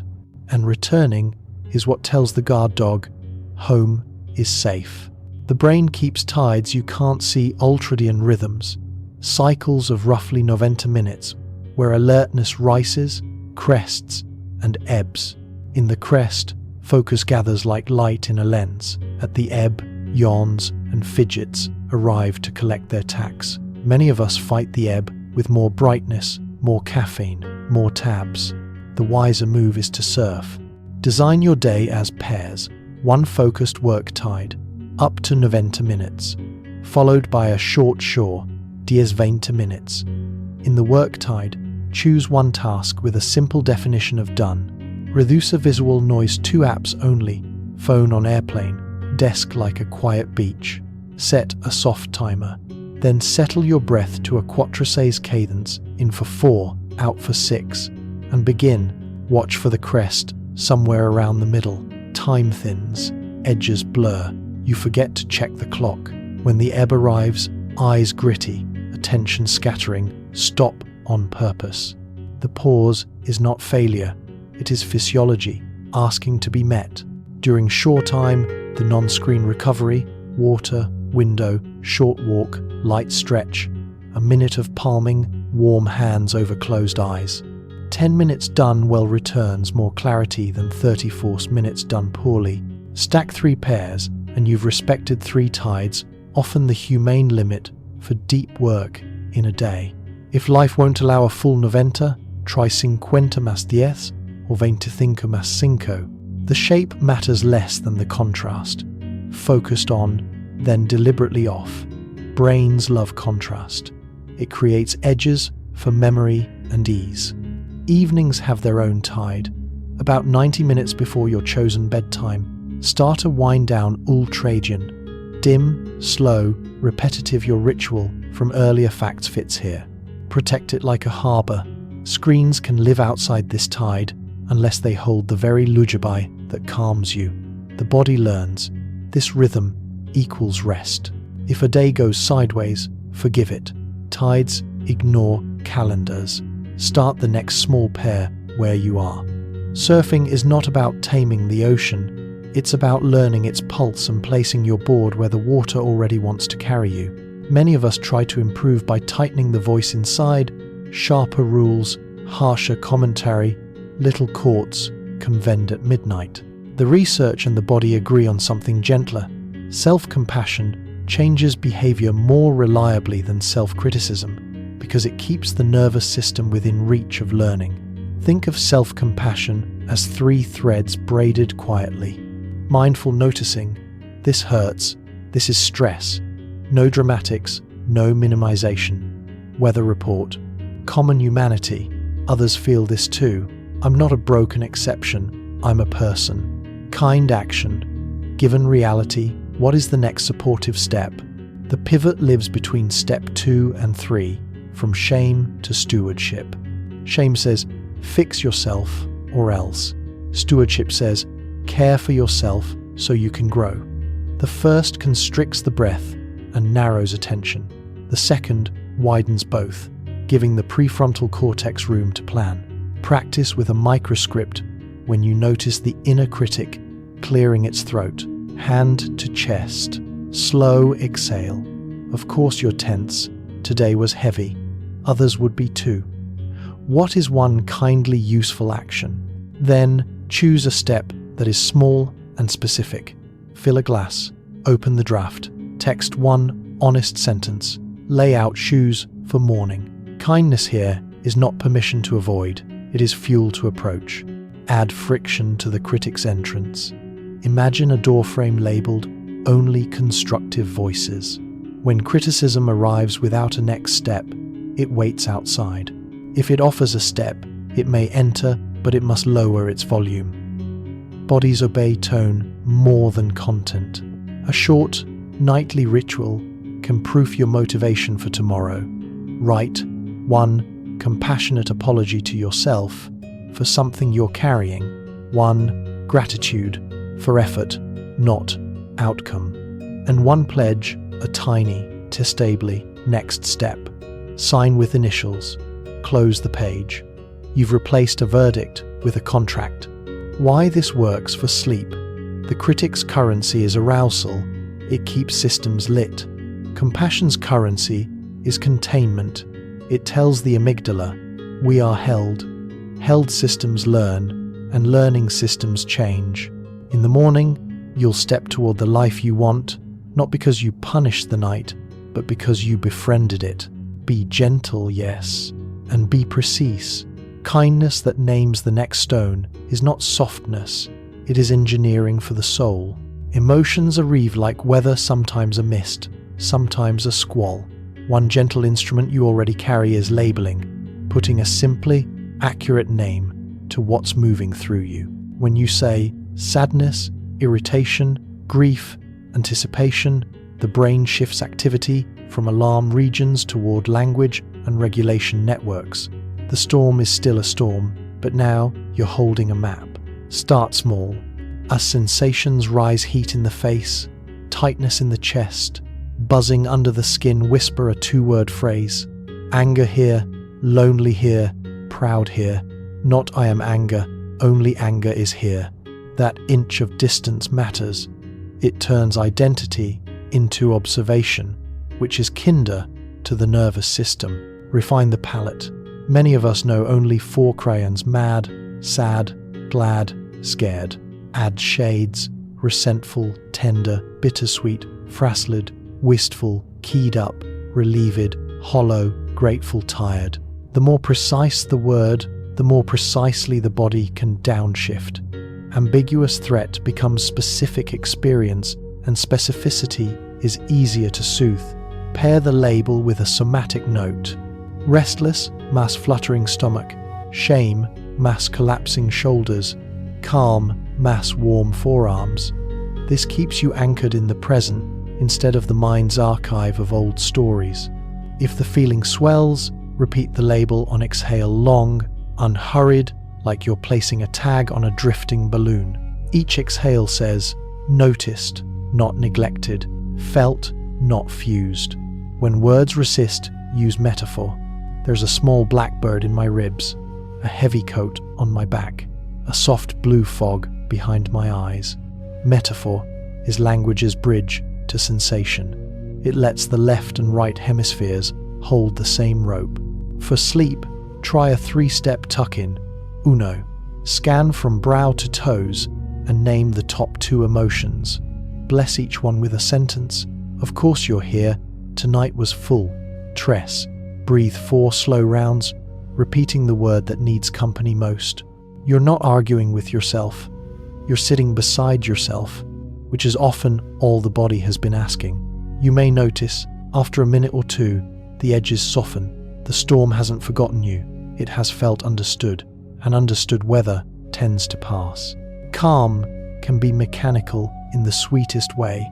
The body listens to pressure and temperature like old friends. A weighted blanket, a firm hand on the upper back, a warm bath, thick socks. These are not luxuries so much as inputs the nervous system trusts. Deep, even pressure along the torso and limbs engages low threshold touch fibers that whisper safety up the spinal cord. The message is ancient. You are being held. Nothing is chasing. Heart rate dips. Muscles release their tiny fists. The cycle of breath lengthens on its own. This is why many people find that 7% of their body weight in a blanket feels like a quiet anchor, enough to rest, not enough to pin. Warmth does its own small magic. Warm skin dilates peripheral vessels. The core cools a few tenths of a degree. The brain reads this as nightfall. A 10-20 soak, or simply warming hands and feet, can prime the descent. Pair warmth with dim light and repetitive motion, brushing hair slowly, folding soft fabric, and the body starts writing its own lullaby. Combine the two as a ritual. 10 minutes of warmth bath, shower, or a basin for hands and feet. Pat dry without hurry.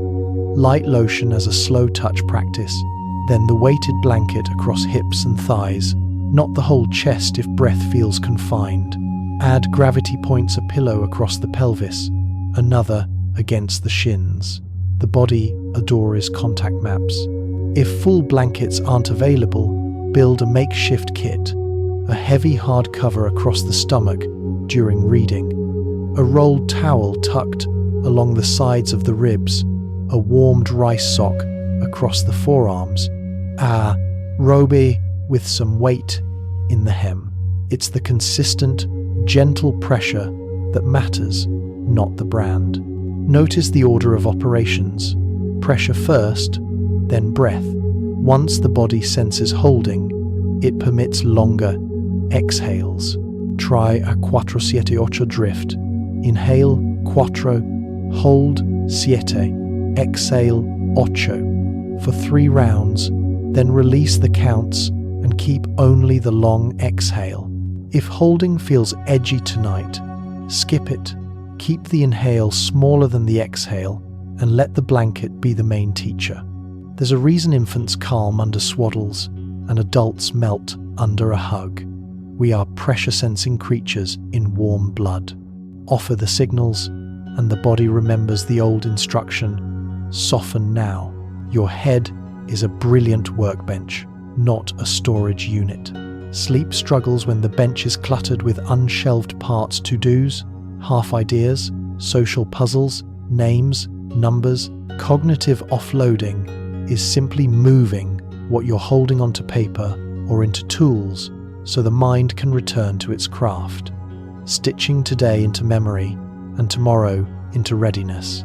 Begin with a 2-page ritual you can complete in 5 quiet minutes. Page 1 is the ledger. 3 short lists labeled must, might, and move.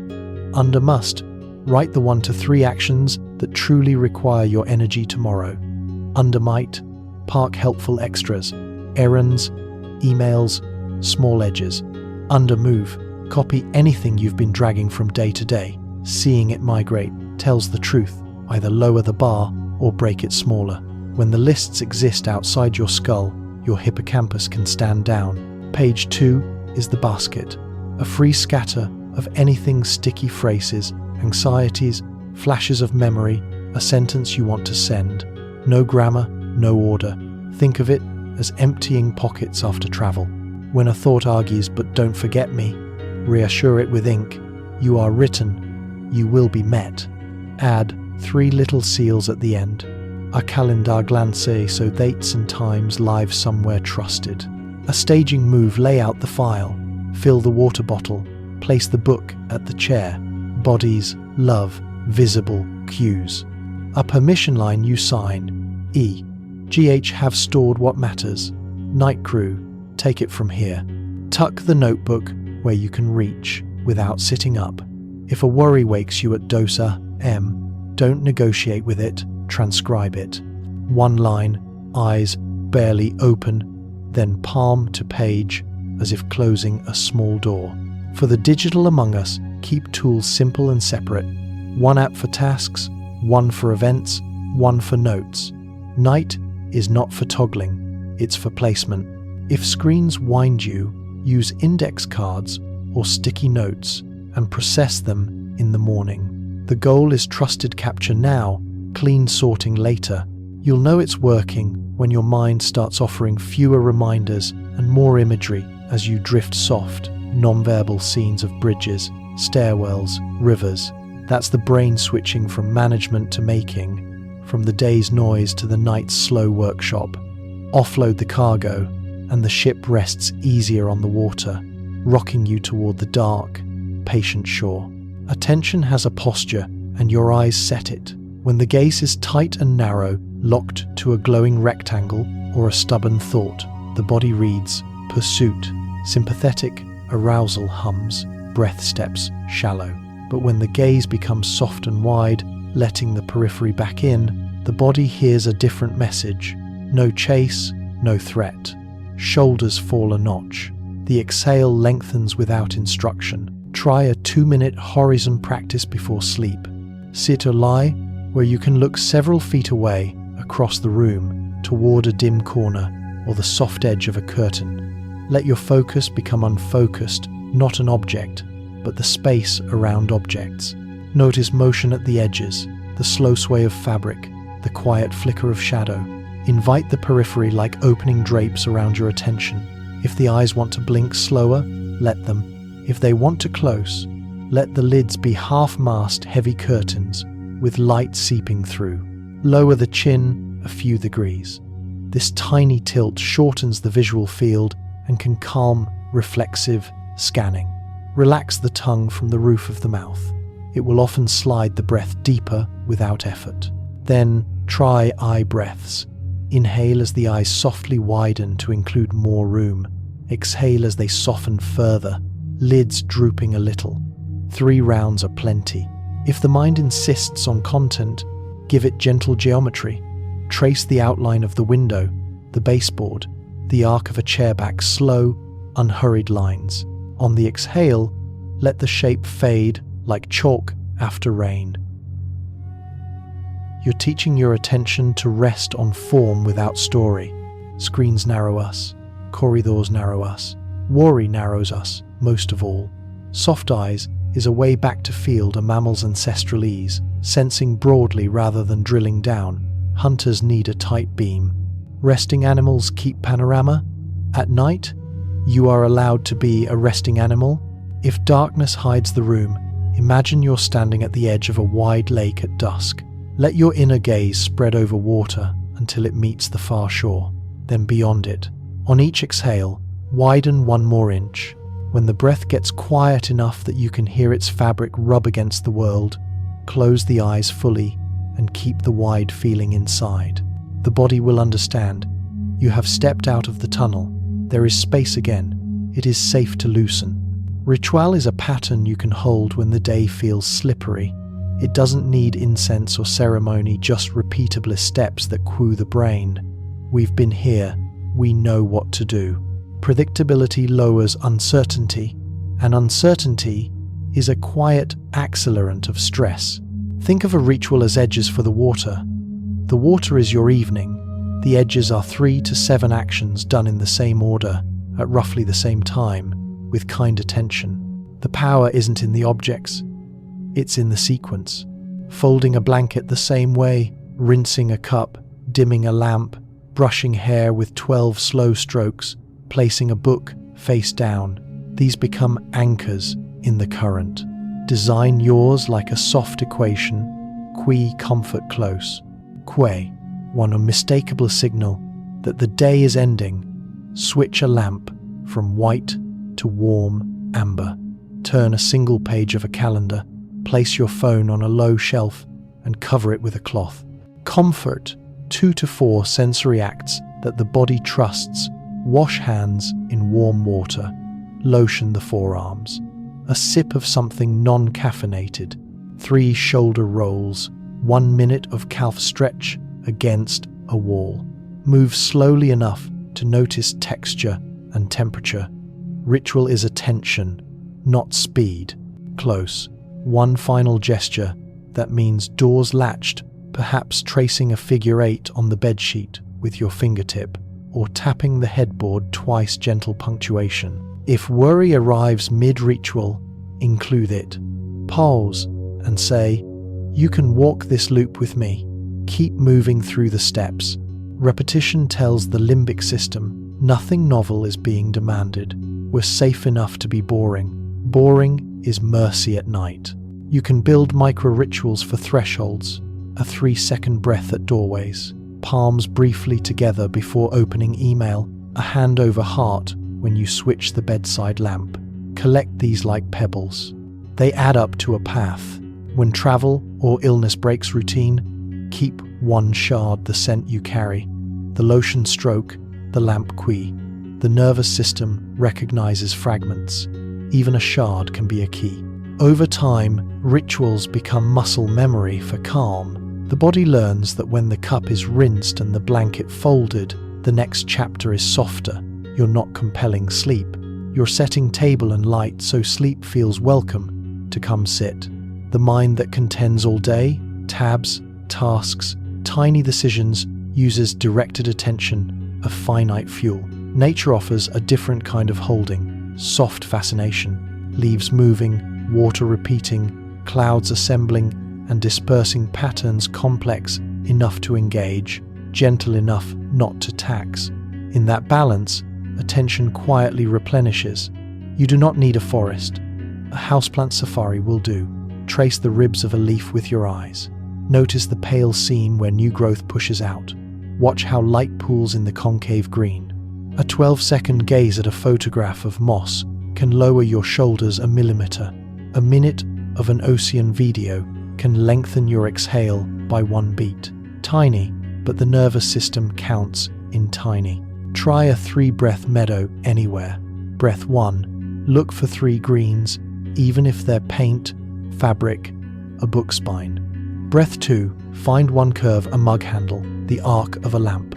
Breath 3, listen for 1 distant sound and let it be far. You've borrowed depth from the world. The mind is less pinned to the glass. If you can step outside, let edges greet skin, breeze on wrists, cool on the back of knees, sun across the brow ridge. These are truthful signals that bypass thought. Name 1 small wild thing, the seam on a stone, a weed lifting cement, an ant learning the map of your stairs. Naming is a friendship, and friendship reduces vigilance. At night, make bedside biophilia, a low plant, a cup of water with a slice of citrus, tiny river, tiny sun, a saved feather or pinecone. When the lamp goes low, hold the object as if it were a timepiece. Feel weight, temperature, texture. Let a memory of somewhere open field, shore, a dark path where crickets stitched the air, and step 1 pace inside. Not a story, a place. Sound helps. A 2-minute loop of rain or stream isn't ambience as much as permission. Water says, "I keep going, you may rest." If recordings feel thin, listen to your own room's weather. The ducts hush, the neighbor's faucet, the building's slow throat, even cities breathe. Attention restoration theory gives 1 frame. Your body gives another. You'll know you've had enough nature when the jaw unhooks and the breath chooses depth without orders. A sip is often enough. 3 leaves, 1 cloud, a corner of sky between buildings. Take the sip, let it widen, and like a shoreline receiving the tide, feel yourself recovered by the breeze. Strong feelings like to take the whole sky. When they arrive, worry, irritation, of dull blue heaviness. They try to become the only weather you can see. One gentle way to thin the clouds is simply to name them. Not as a verdict, not as a diagnosis, just a small, accurate label whispered to yourself. This is worry. This is sadness. This is tightness in the chest. The act of putting emotion into words engages language networks and eases the limbic surge. In plain terms, label and the signal loses volume. Try a soft script when you lie down. First, notice where the feeling lives. Behind the eyes, in the throat, like a stone under the ribs.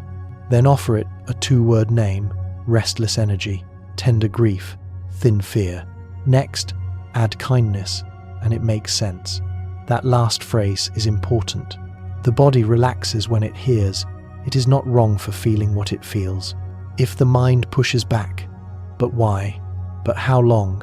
You can step 1 inch further away with a tiny phrase from acceptance work. I'm having the thought that, or I'm noticing the feeling of. This shifts you from inside the storm to a covered porch, still close. No avoidance, just less soaked. You can keep a word palette by the bed, cards, or a note in your phone with 10 emotions and 10 body sensations. At night, scanning a list can be easier than excavating a word from fog. Pick the nearest match. Precision helps, but good enough helps more. If intensity spikes, try pairing the name with breath. Inhale, anxiety. Exhale, aloud. Inhale, sadness. Exhale, held. 2 minutes. No fixing, no bargaining. Feelings often want only two things: to be recognized and to pass. Some nights, the label will melt the knot. Other nights, it will merely soften the edges, like warm water on a tight jar lid. That is enough. Sleep does not require an empty heart, only a heart that is not arguing with itself. Words can be that small hinge. From storm to drizzle, from drizzle to mist, from mist to the soft air that belongs to you. Your breath is a hand on the dimmer switch. Inhale alerts, exhale reassures. When the out-breath lingers gently, without strain, the body hears an old message: the chase is over. You can grace again. Heart rate drifts down. The diaphragm's slow rise nudges the vagal brake, and the mind, seeing the body safe, loosens its guard. Try a uno, dos rhythm. Counter-natural, inhale perhaps to 4, then let the exhale be to 8, like pouring water back into a bowl without a splash. If 8 feels far, try 6. We're not chasing numbers, we're courting texture, a sigh that takes its time. After 5 rounds, breathe normally for a few moments, then do another 5. You can wrap the exhale in sound, a low hum, a whispered or the softest ocean sound at the back of the throat. Vibration is touch from the inside. It gives the nervous system something gentle to follow. If sound feels too active, exhale through pursed lips, as if cooling tea, a small resistance that naturally slows the flow.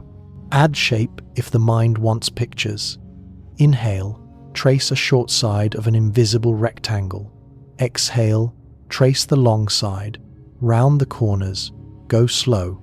Picture the out-breath traveling farther each time, past the edge of the bed, across the room, down the hall, like tide pulling silk. If worry arrives mid-breath, let it ride the exhale out.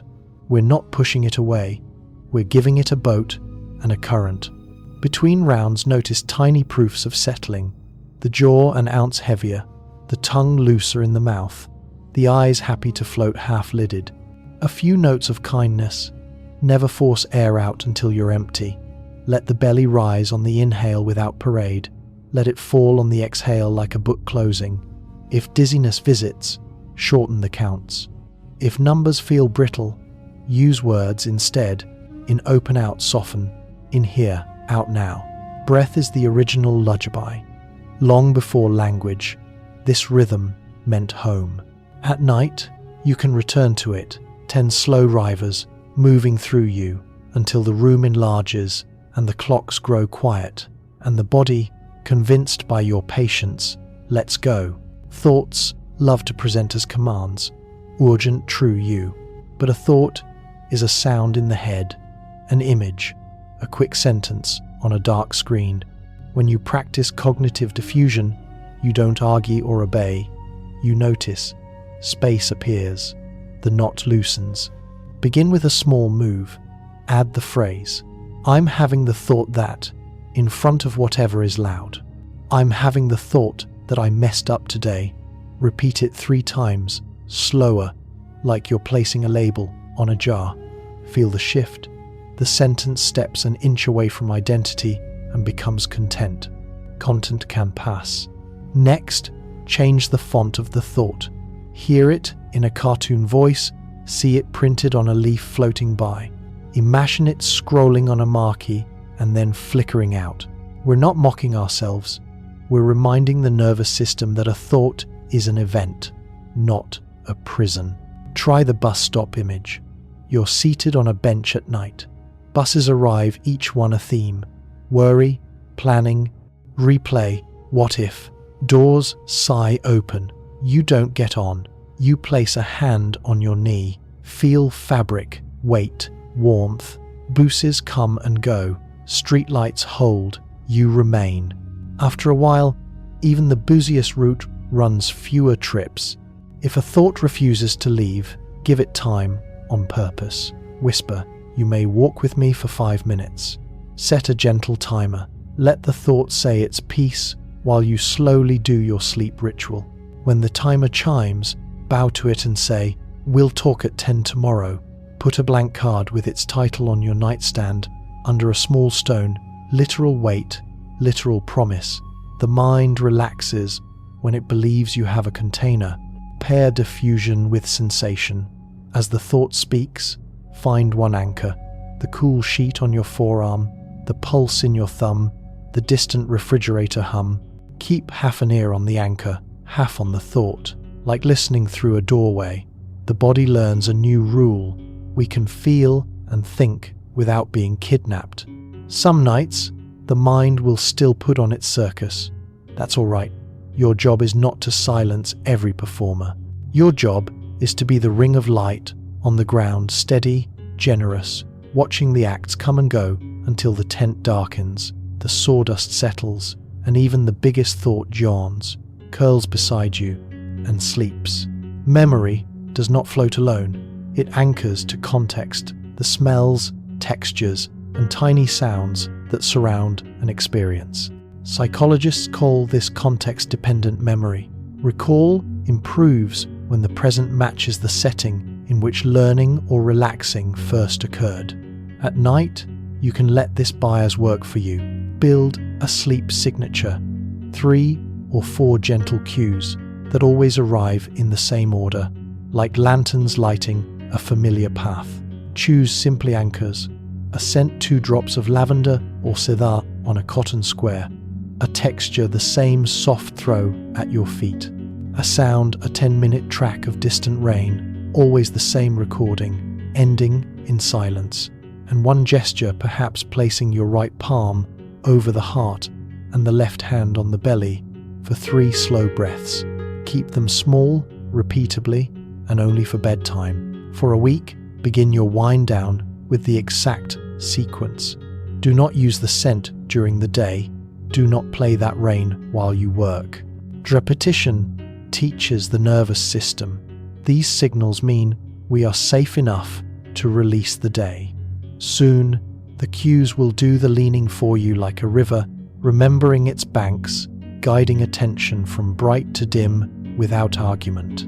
If you travel, bring a miniature of your signature, a cotton square in a sealed bag, a short rain clip on your phone, the hand over heart gesture that goes everywhere you do, even in a new room. Those constants tell the body, you've been here before, not in place, but in feeling. You can also add a word as the final cue, a quiet phrase, always the same, spoken on the last exhale, home again.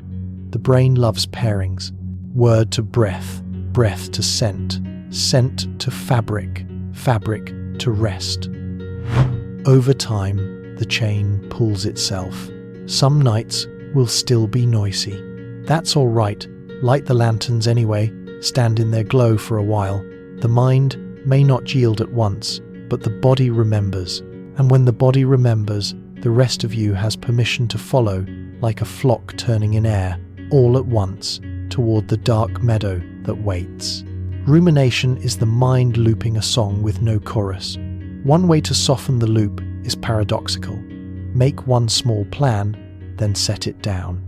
A research-backed method called whoop, wish, outcome, obstacle, plan can shrink worry by giving the brain a container and a next step, so it stops pacing the same hall. In bed, keep it brief, 2 quiet minutes. Dim as a candle. Wish. Name one tender wish for tomorrow. I want to send that email. Outcome. Picture the lightness after. Small relief in my chest. Obstacle. Name the real snag. I avoid it because I fear sounding clumsy. Plan. Craft an if-then bridge. If it's nueve diesa, meh, then I'll paste my 3-sentence draft into the email and press send. Write the if-then on a bedside card. Place it under your phone or a book packed made visible. You're not solving the whole tangle. You are giving the nervous system a handle. Brains like closure, and an if-then is a kind of closure in advance.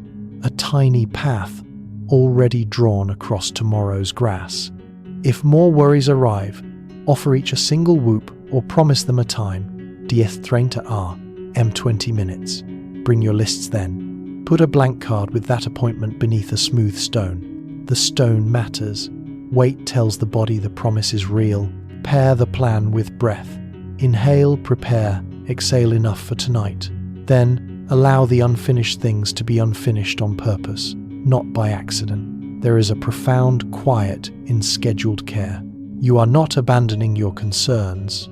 You are tucking them in. On waking, keep faith with the plan.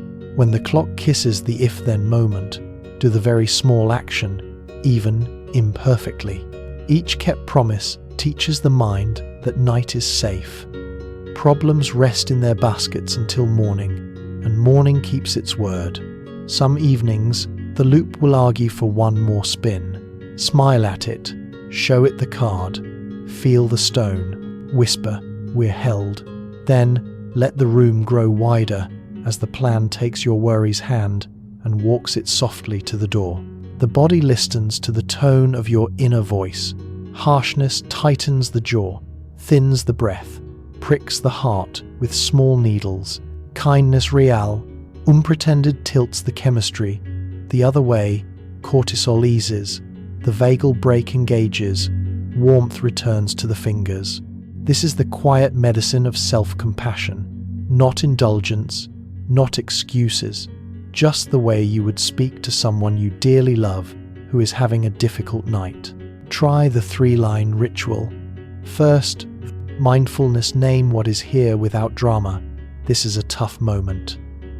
Second, common humanity, widen the lens. Others feel this too. I'm not the only one awake at dose A. Third, kind wish, offer yourself what you would offer a friend. May I be gentle with myself right now. Speak it silently on the outbreath, as if laying a warm cloth across the chest. If the critic barges in, you should have done more, said less, been better, let it sit, but change the distance. Hear that voice as a worried relative, loud because it's scared. You can thank it for its strange way of caring and still choose a different guide. Place a hand over the heart. Warmth is a message the skin understands. And ask, how would I speak to the person I love most? Then borrow that tone. Create a kindness catch by the bed. A short note from someone who knows you're good. A photo where your eyes are laughing. A sentence you once wrote that still feels like dawn. When the night grows sharp, take one item and let it answer the critic for you. The nervous system learns from examples. Pair compassion with micro-touch. Thumb and forefinger lightly pressing together, palm cupping the cheek. one slow stroke along the forearm. Oxytocin whispers, "Stay," and the body believes it. You may feel a small ache as the armor loosens. That is not weakness, it is thaw. Self-compassion is not a switch, it is whether you invite. Some nights bring a brief clearing, others a long soft rain. Keep the invitation open. This is hard, others know this place. May I treat myself like someone worth caring for? Repeat until the words cease to be ideas and become temperature, until the room warms by a degree you can feel, and the mind, finally spoken to with kindness, curls closer to sleep like a child who knows they are safe. Your breath is a set of gentle reins on a powerful animal. Hold too tight and it fights. Loosen with rhythm and it leans into your hand. There is a pace the body recognizes as home, about 5 to 6 breaths per minute, often called resonance breathing. At this tempo, the heart and lungs begin to sway together and the nervous system softens its grip. You don't have to count perfectly. Think of it as slow water. A long, unhurried inhale and a longer, softer exhale. Try a simpler shape you can feel in your chest. Quadruple gather, says out. Inhale as if drawing air along the inside of your ribs, then let it fall away a little longer than it arrived. If numbers feel sharp, replace them with words. Gather, release, gather, release. After a minute or two, you may notice tiny changes: fingers warming, jaw unclenching, a sense that the room has stepped back and given you space. This pace is not a trick. It's a conversation with the baroflex, the body's built-in pressure gauge. When exhale edges longer, the heart is invited to slow. When inhale returns, it rises like a tide, back and forth, a quiet rocking chair. Over several minutes, this sway steadies into heart-breath coherence, a pattern the brain reads as we're safe. Safe bodies sleep. Give the breath somewhere to rest. Picture a teacup sitting just beneath the navel. On the inhale, imagine filling it until the surface trembles with light. On the exhale, watch a thin ribbon par back to stillness. Keep the cup level, no straining, no drama. If thoughts enter, let them lean on the table beside the cup and wait. For travel nights or busy minds, use tethers, a thumb tracing slow ovals on the palm with each exhale, a bedside light dimming 1 notch every cycle, the soft weight of blanket rising and falling like a small boat. After 5 minutes, you can stop. After 10, you may not want to. If sleep hasn't arrived, no matter. The body has been rehearsing calm, laying out pillows for the mind to join later. Breathe at the river's pace a little longer and let the day, like leaves on that water, drift by without needing to be caught. Threat narrows the eyes, safety widens the view. Long before words, our nervous system learned this rule. When we soften the gaze, letting focus blur slightly and inviting more of the room into awareness, the body reads it as a sign that no immediate action is required. The shoulders listen, the breath lowers. The inner guard steps back from the door. Try it now. Lift your eyes to the far wall and let them lose the edges of objects. Instead of looking at one point, let sight become a field. Notice how the corners of the room return, how the glow of a lamp and the darker hush of the ceiling join the scene. Keep your jaw loose, the tongue resting like a small bird on the floor of the mouth. 3 slow breaths here, and the amygdala, the brain's sentinel, often eases its vigilance. Pair this with peripheral hearing rather than straining for meaning. Attend to distance, the faint refrigerator hum, a car folding into night, your own blanket whisper. Let sounds arrive and leave without gates or labels. Wide gaze, wide ears, wide breath. The nervous system recognizes pasture mode, the mammal at rest, head up just enough to be oriented, otherwise content to be still. If thoughts pull you into tunnels, widen again with the lantern practice. Imagine a lamp just behind the eyes, spreading soft light outward in a slow circle. Each exhale brightens the ring by a shade, revealing more of the room's gentle shapes. When worry returns, don't fight it. Let it be one small tree within a whole valley. Valleys can hold trees without losing their quiet. Screens teach the opposite needle focus and tiny rapid cicadas. Before sleep, give your brain the antidote. Look out a window at distance or across the longest line in your room, a bookshelf, a hallway, a curtain's vertical fall. Even 30 seconds of far gaze can lower the felt sense of urgency. When you lie down, practice cloud eyes, lids half closed, then closed, but keep the wideness behind them, as if viewing a large horizon in the dark. You don't have to see anything. The posture of seeing is enough. Often, the whole body follows like a shore easing after storm into broader breath, slower pulse, a night that wants nothing from you except that you rest. Emotions are weather systems. Naming them is reading the sky. When we label a feeling with a simple word, sad, tight, buzzing, heavy, hopeful, activity in the brain's alarm circuits tends to ease, and the prefrontal regions that organize, soothe, and plan come forward. The practice is called affect labeling, and it works best when it is gentle, brief, and honest. Begin with what the body knows. Scan like a lighthouse: forehead, eyes, jaw, throat, chest, belly, hands. Wherever the beam catches sensation, offer 2 or 3 plain words: jaw, tightrope, chest warm H, belly fluttering. Not a story, not a verdict, a weather report. Then add the feeling's name at the smallest level that fits: anxious, lonely, spent, tender. You are not trying to fix the sky, only describe it. To keep the mind from spiraling into analysis, pair each label with a breath and release. Whisper the word on the exhale and soften one muscle by 2%. That's all. If the feeling protests, "No, I'm bigger than that," answer, "You can be bigger. I'll keep naming." Strangely, the storm often quiets when it is seen. Create a palette card by the bed, a handful of emotion words you actually use, plus a few body words. In the night, the vocabulary shrinks. The card reminds your sleepy tongue how to speak softly to itself. You can include phrases that hold both truth and kindness. "This is grief, it makes sense," or "This is worry, trying to help." Naming without scolding is a skill, and like any skill, it grows with small, faithful repetitions. If the feeling is too hot to touch directly, label the edges: restless thoughts, shoulders guarding, stomach small, or step one rung higher on the ladder. I notice a lot is happening. Even that thin name is a bridge from rawness to relationship, from being inside the weather to standing at a window with a mug, watching the rain.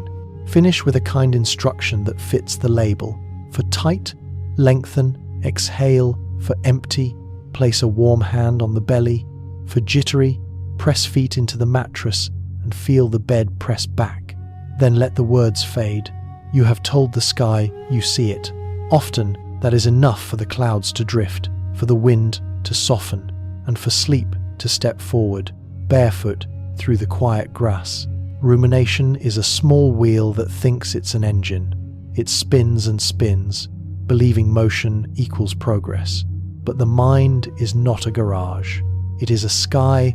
When thoughts grow heavy, write them down, not to solve everything tonight, but to move weight from air to paper. This is cognitive offloading, a simple act that tells working memory you can rest. I'm holding this for you. Begin with a 2-column page. On the left, open loops, unfinished tasks, conversations, decisions, short lines only, no paragraphs, no explanations. On the right, next, tiny step, the smallest action that would move each item one notch forward. If you don't know the step, write Ask X, choose by Friday, or Park till review. Finished? Draw a light box around the page. That box is a container. Your night mind can set the cargo inside. If worries are more weather than tasks, make a worry window. 2 minutes on a timer. Let the mind say everything in quick, breath-length lines, no editing, no politeness. When the timer chimes, close the notebook and place your palm on the cover for 3 slow breaths.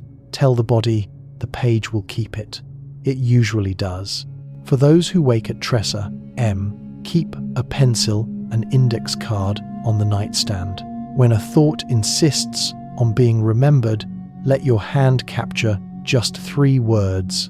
Not the whole story, just a hook your morning self will recognize. The act matters more than the detail. You are showing the sentinel part of the brain that nothing important will be lost while you sleep. If lists feel sharp, offload in shapes. Draw boxes for projects, arrows for movement, circles for people who can help. The brain loves pictures. They compress meaning like seeds. When done, add one soft instruction at the bottom. Tomorrow has hands. It's true.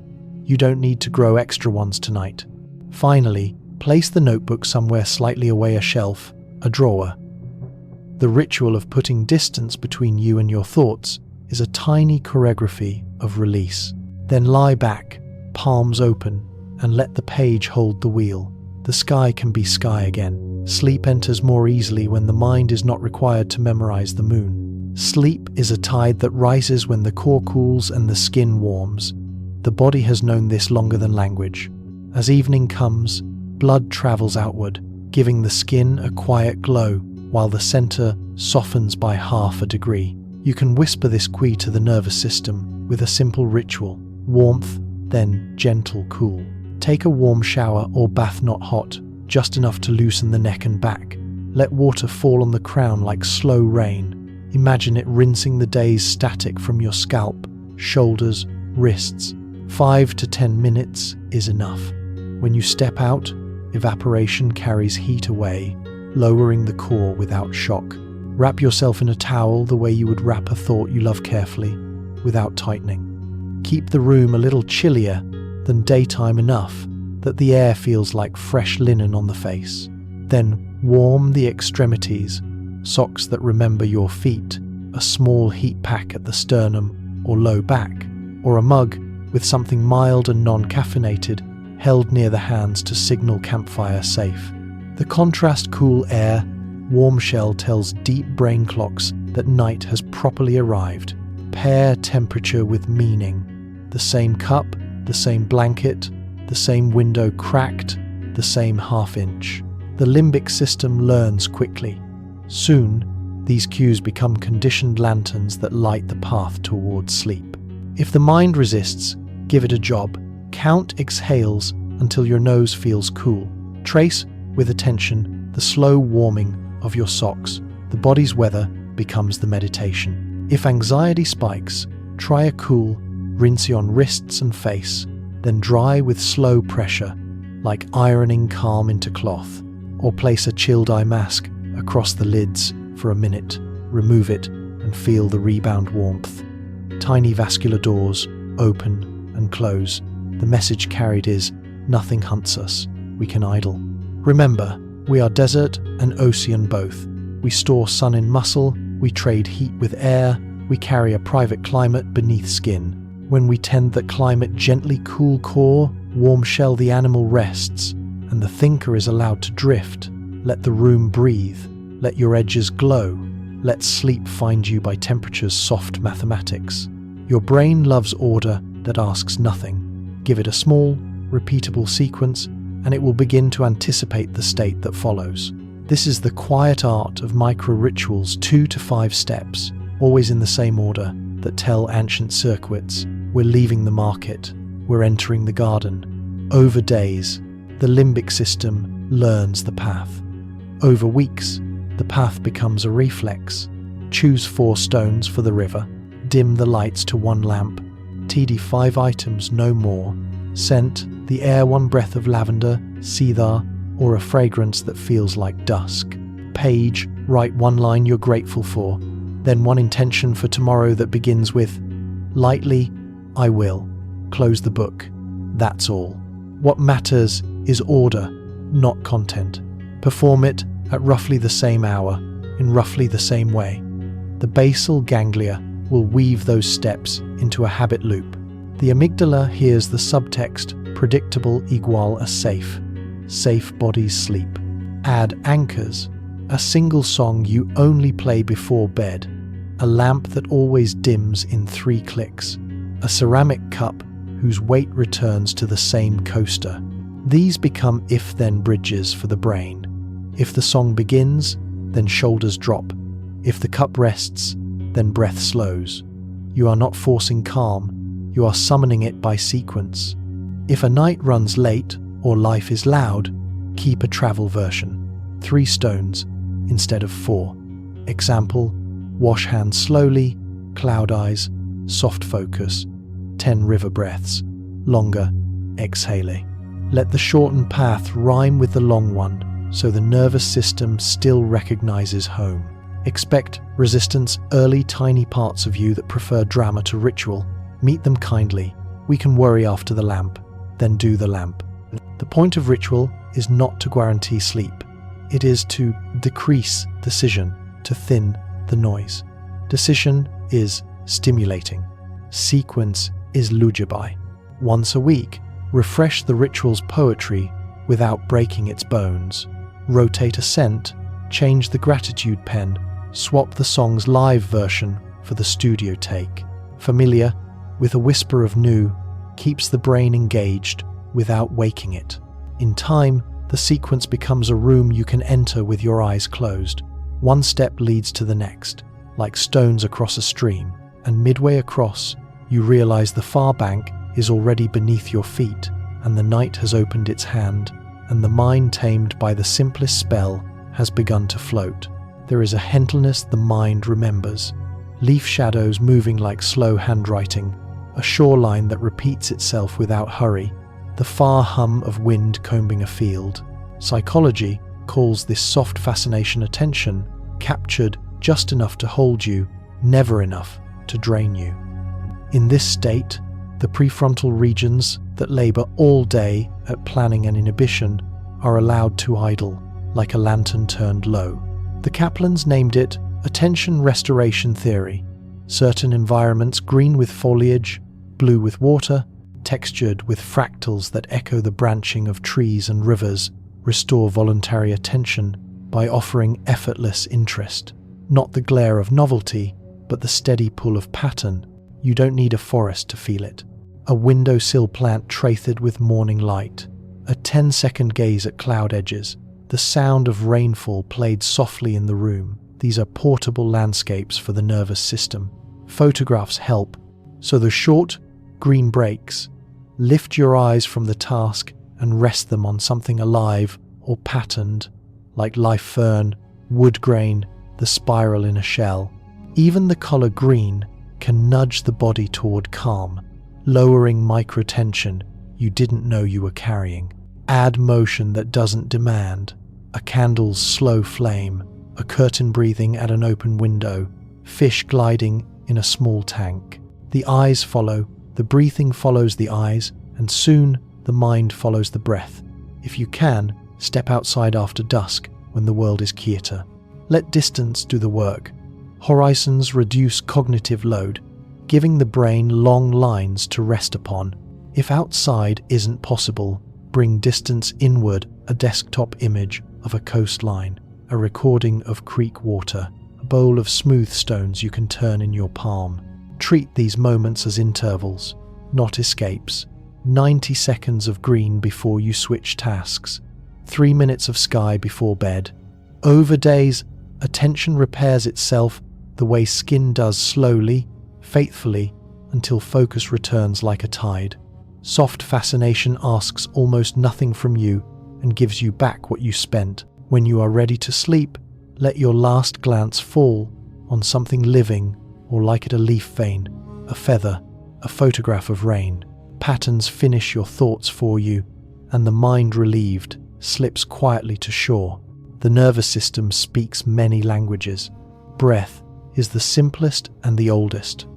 Thoughts can argue with thoughts, but the body trusts rhythm. When the exhale grows longer than the inhale, pressure sensors along vessels, and the vagus nerve read the change as safety. Heartbeats space themselves. The amygdala loosens its grip, What you feel as calm is physiology deciding, we can power down now. Choose a tempo near 5 or 6 breaths per minute, a pace called resonance. In for 4, out for 6. Or box breathing if you prefer structure. In quattro, hold quattro, out quattro, hold quattro, hold quattro. For sleep, try weighted exhaling quattro, out ocho, like walking down a gentle hill. The exact numbers matter less than the ratio. Let exhale be the longer road home. If the mind is loud, use a physiological sigh. Inhale through the nose, then take a second small sip of air at the top. Sigh out slowly through the mouth until empty. 2 or 3 cycles can dim the internal static, like lowering a feather. Add texture. Hum softly on the exhale to lengthen it without strain. Vibration at the lips and chest is a lullaby to the autonomic system. Breathe through the nose if you can. The air warms, the tongue rests against the palate, the jaw unhooks. Place 1 palm on the sternum, 1 on the lower belly, and feel the breath rocking between them like a small boat. If shoulders rise, smile at them and let them drop. Invite breath lower, wide into the ribs, as if you were filling the belt of your pajamas. Pair breath with words that count. Here on the inhale, now on the exhale. Or count down from 7 on each out breath, as though you are dimming lights around a room, one by one. Keep the room a touch cool, the covers warm at the feet. The body rests more deeply when the core cools and the shell feels held. This is the quiet mathematics of sleep you've been practicing since before memory. Slower out, slower heart, slower thoughts. If you wake in the thin hours, don't force stillness. Roll to your side, place a hand on the mattress to feel its solid kindness, and breathe a small ladder. 3 hasta 5 for 3 minutes, then 4 hasta 6, then 4 hasta 7. Let each rung lower you until you don't notice ladders anymore. Breath will continue without you, and as the stars continue their slow, endless dance, you can let your thoughts drift with them, fading gently into the quiet of sleep. Before the night closes, notice how quietly everything you've heard is settling. Little understandings, small and human, are finding their places the way snow finds branches. You don't need to hold or sort them. Psychology has always been less a map than a lantern, one that glows brighter when you shade it with your hand and look close. Tonight, we traced its light across familiar rooms, breath and body, memory and mood, the soft mechanics of attention, the odd elasticity of time, the way kindness can move through a nervous system like warm tea. Nothing here demands effort. Let these ideas do as they wish. Drift, dissolve, return. Notice what stayed with you. Perhaps how gratitude lowers the body's storm light, how placebo sleep reveals the mind's quiet authority.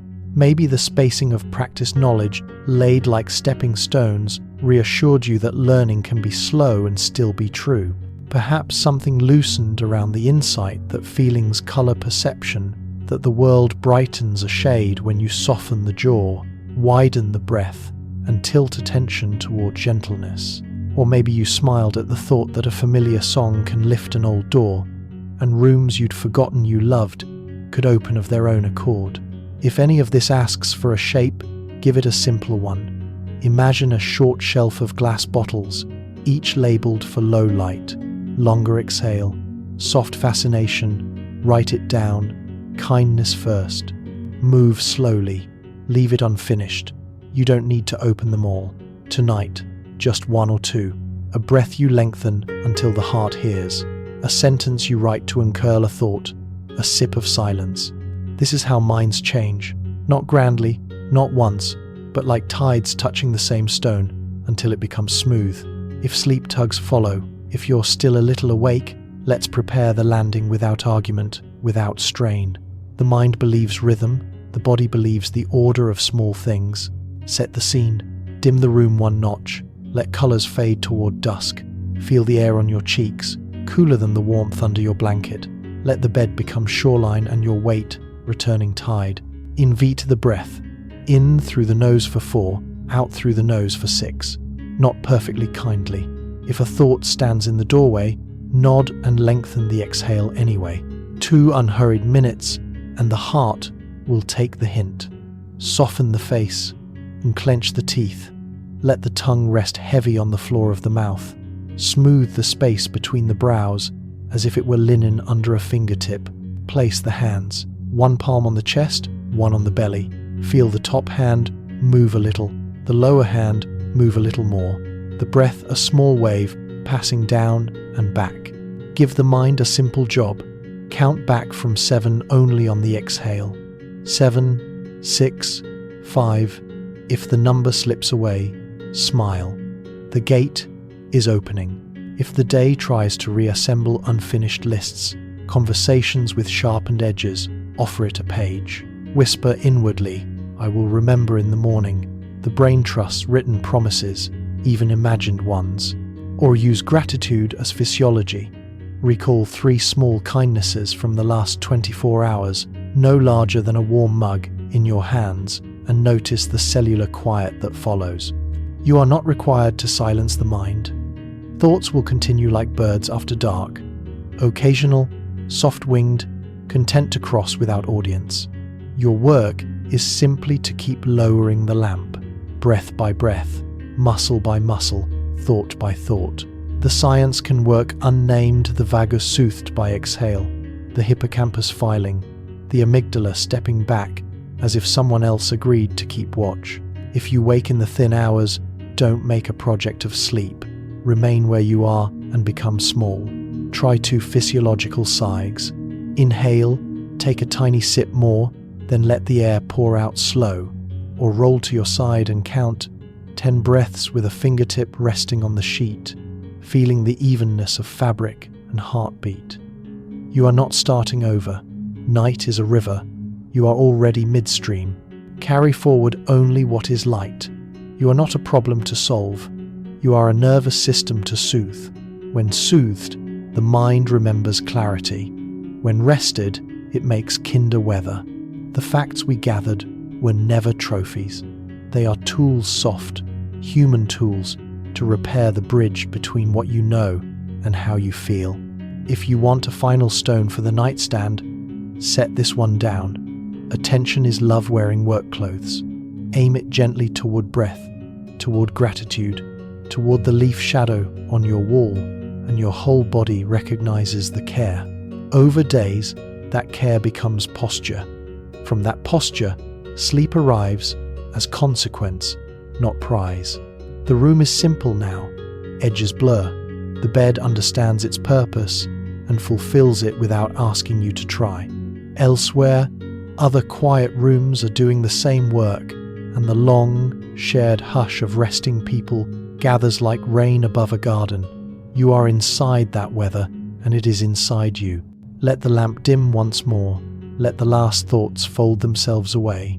And as the stars keep their slow, endless dance, you can let your thoughts drift with them, fading gently into sleep.